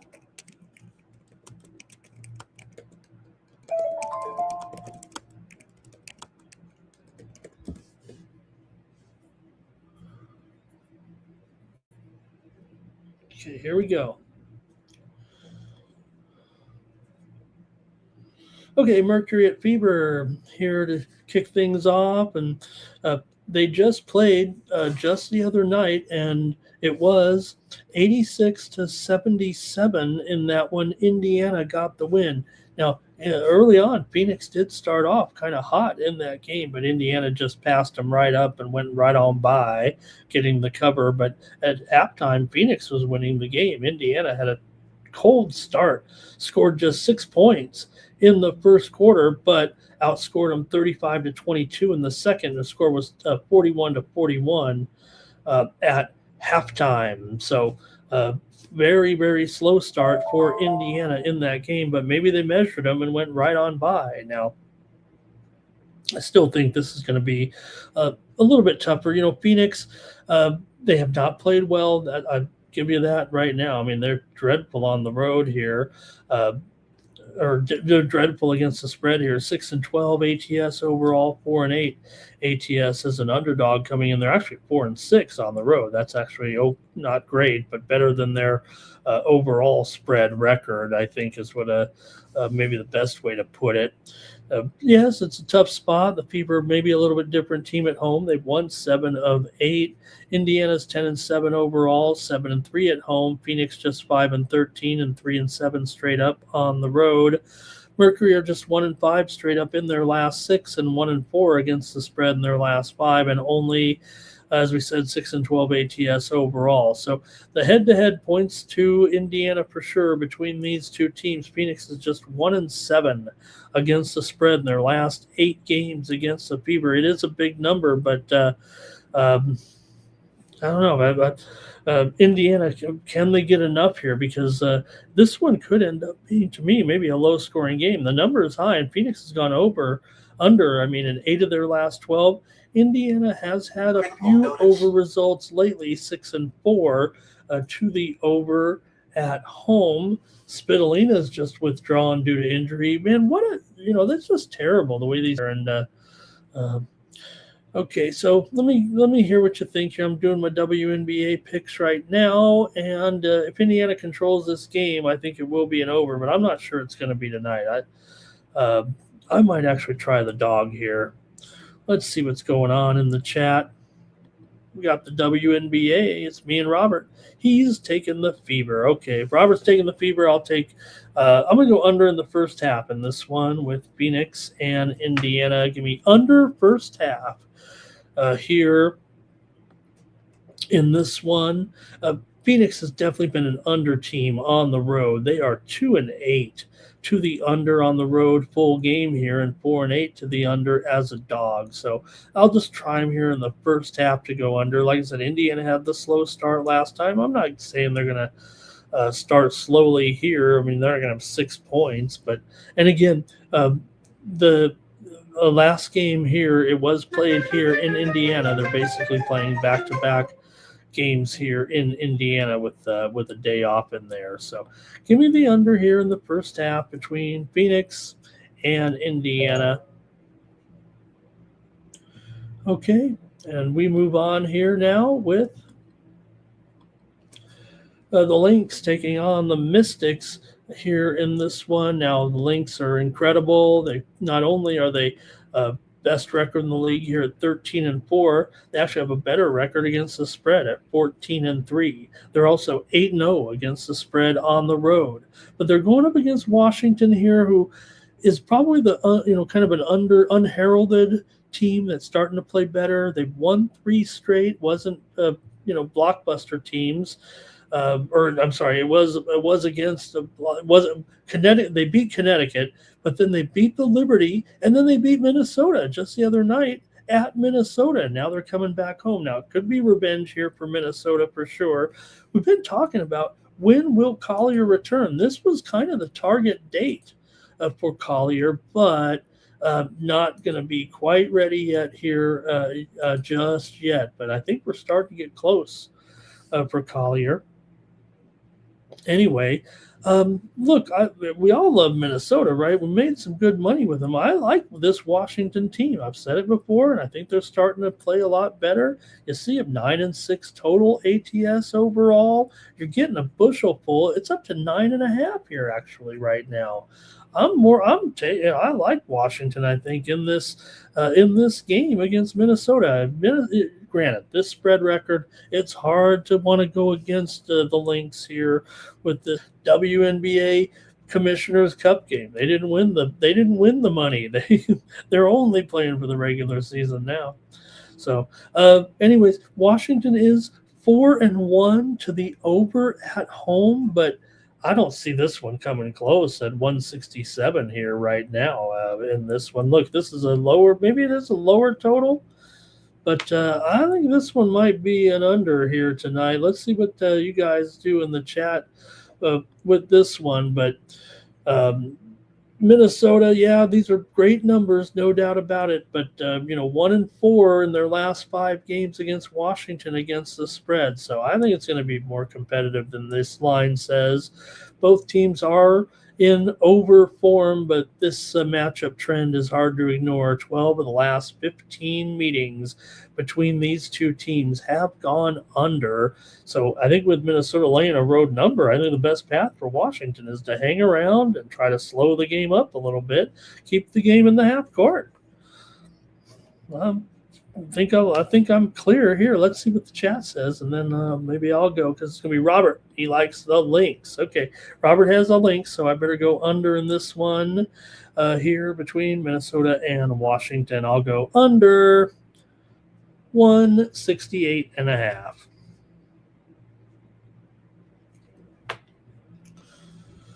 Next up, the fire in the sky. Fire in the sky. Sky here favored. This is a little bit of a clunker, although Portland's got a good record. Sky here just won a game, shocker, but they're favored in this game by 3.5, and it's been going up. Chicago here. I'm sorry, they didn't win that last game. They what happened there? Yeah, Connecticut won. That's right. Yeah, Connecticut blasted them. Chicago was on a roll before that. Remember, they had been on a cover streak. Even though they've lost a bunch of games in a row, they'd actually covered 4 games in a row. So a little bit more breaking news here to the morning steam show. We had mentioned earlier the Chicago White Sox game against the Guardians here, and we mentioned that Betty would be getting an opener, but I think we said a different player. It's Murphy. Murphy is the opener here for Fetty in that game against the Guardians here. I won't spend too much time on it. We've already talked about the game there a little bit, but just want to mention that the opener now is going to be Murphy here in this one for the White Sox and Fetty. The White Sox pen is pretty much beat up right now. Burke and Newcomb, that was good for them to soak up those innings there because their other 3 arms have previously been throwing a ton of pitches. So I think the White Sox do have a little bit of, I know we're on them, but they do have some issues right now in this game in the bullpen anyway. Okay, sorry about that, but we're talking WNBA here right now with the Fire and the Sky. Man, the Sky taking the action here all the way up to 3.5. It does feel like they can, like when you see it, right, you got a Sky team here that's on a big losing streak and they're taking the money. This is kind of the sharp action, if you will, right? We're seeing the moves from the sharps here up to 3.5 here in this one. So look at this total also. Man, this thing's all the way up to 171. That seems actually we'll go with the over here in this one in the first half. This one is going to be a high-scoring game. I don't know if they're going to – 171 seems a little bit – it opened 167.5. It probably should have opened 171, I think, here, if I know what's going to happen here correctly in this one. Now, there's not a lot of trends on the Portland side for the over, but Chicago's 4-1 to the over as a favorite. I think that's the way this one's probably going to go. I'll take over in the first half in this one between Portland and Chicago tonight, and that first half total here. Let's see if I can't get it for us here right now. I'm having a little bit of technical difficulties. I'll probably have to just use my phone here possibly a little bit. And I will take them in the first half here. 87.5.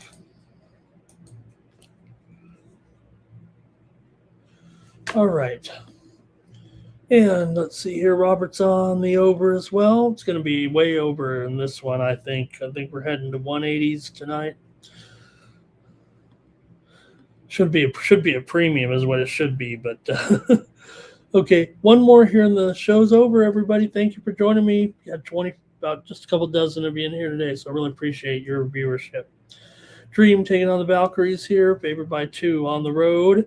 Total 164.5 here. I'm sorry, this thing is up to 166 right now. We've seen this one move higher here. I'm not sure that's the right move, but it definitely has moved higher here. The Dream favored by 2 in this one. Man, that total's going the wrong way, I thought. I figured this would be kind of a defensive game here between Atlanta and Golden State. Now, granted, Golden State is a big-time over team at home. I think they've proven that. 7-3 to the over at home. And, yes, Atlanta's been an over team too, 9-5 to the over as a favorite. But usually when the Valkyries are underdogs, the games get a little bit more defensive, and Atlanta on the road definitely has their lower scoring games have been on the road. So I kind of was thinking under here. The market's definitely heading to the over. So I'm, maybe this is a little bit. I never want to be against the market necessarily, but could get some value out of this one. Atlanta on the road here, favored by 2. Golden State is 2-5 against the spread as an underdog. It's not their best role at all. And yeah, it does seem like Atlanta's got some momentum here in this one. Usually I love the Valkyries in these in any kind of home dog role, but it just feels like Atlanta's got the personnel advantage here. Hard to ignore the fact that Atlanta's, playing great. They're certainly up there with the likes of Minnesota and New York. I've got to rate them, and the Aces, of course, but I've got to put the Dream up there. I thought the Valkyries would be up there, but the Dream have got to be in the top 4 here right now with these other teams, and feels like a pretty good matchup for them, actually.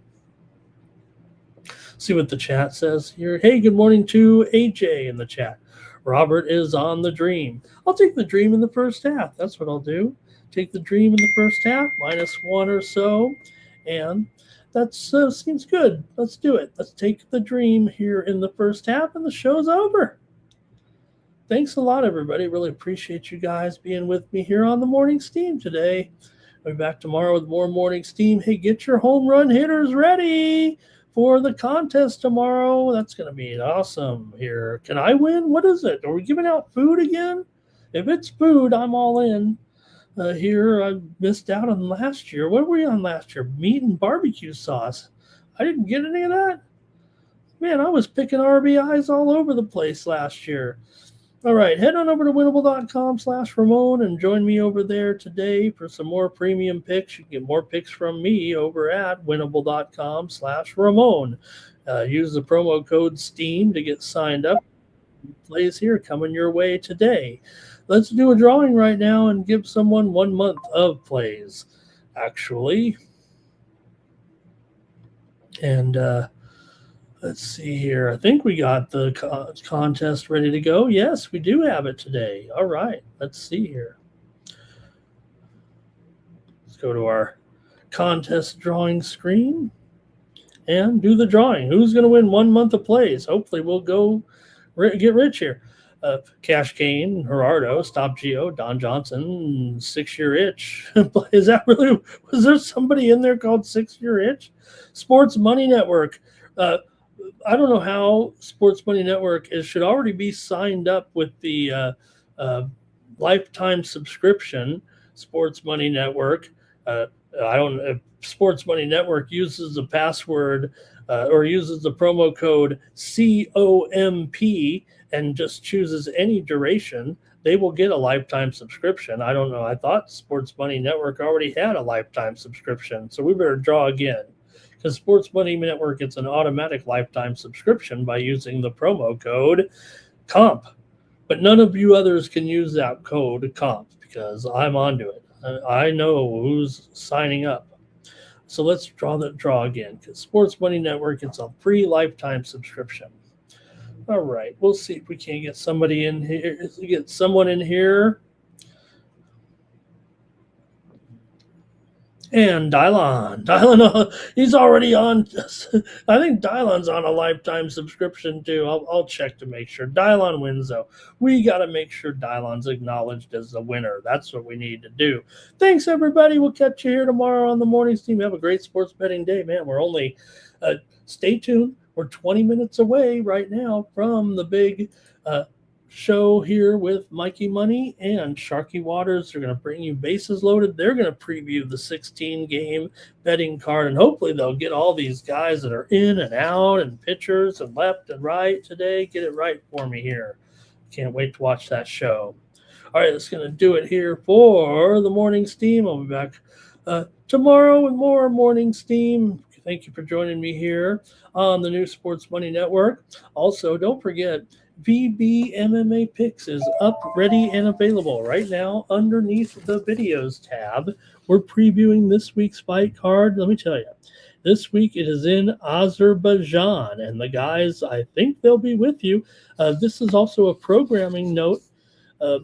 Fights here in Azerbaijan this week are at 9 a.m. Eastern, 6 a.m. Pacific time. The morning steam here, I believe we will have a show. It's going to come on, I believe, here at 7:30 Eastern, 4:30 a.m. Pacific time. We're going to lead you right into UFC Azerbaijan for this week. But again, you're dealing with a card here, 9 a.m. Eastern time, 6 a.m. Pacific time from Baku. And we previewed the lightweight main event with Rafael Fiziev and Manuel Torres, the Mexican here, top 20 contenders in the lightweight division. The UFC did revamp their rating system here this week. So, we're not the best main event here as far as top contenders, but a good one, closely rated with Fiziev and Torres. We also previewed another couple of fights in there with Adam Martin. We see Adam always on the screen there when we're watching together on the companion stream, and we see Adam's name on there with the scores after each round, and he's one of the guys that they feature on those threads when they show in between each round or when the action's going and the comments that are coming in. You see Adam Martin on there several times during the show, and he is our guest this week on VB MMA Picks. All right, so that's going to do it. Thanks a lot, everybody. We'll catch you tomorrow. More Morning Steam. For the Sports Money Network, I'm Ramon Scott. So long from Las Vegas. I'm like an addict, do I gotta have it. I ain't even playing, got a really bad habit. If it moves, gotta grab it, fuse like a magnet. Lose, won't have it till I'm doomed in a casket. I ain't playing, got a weird mind. If you work 8 hours, I'ma work 9. If the shit tastes sour, you should taste mine.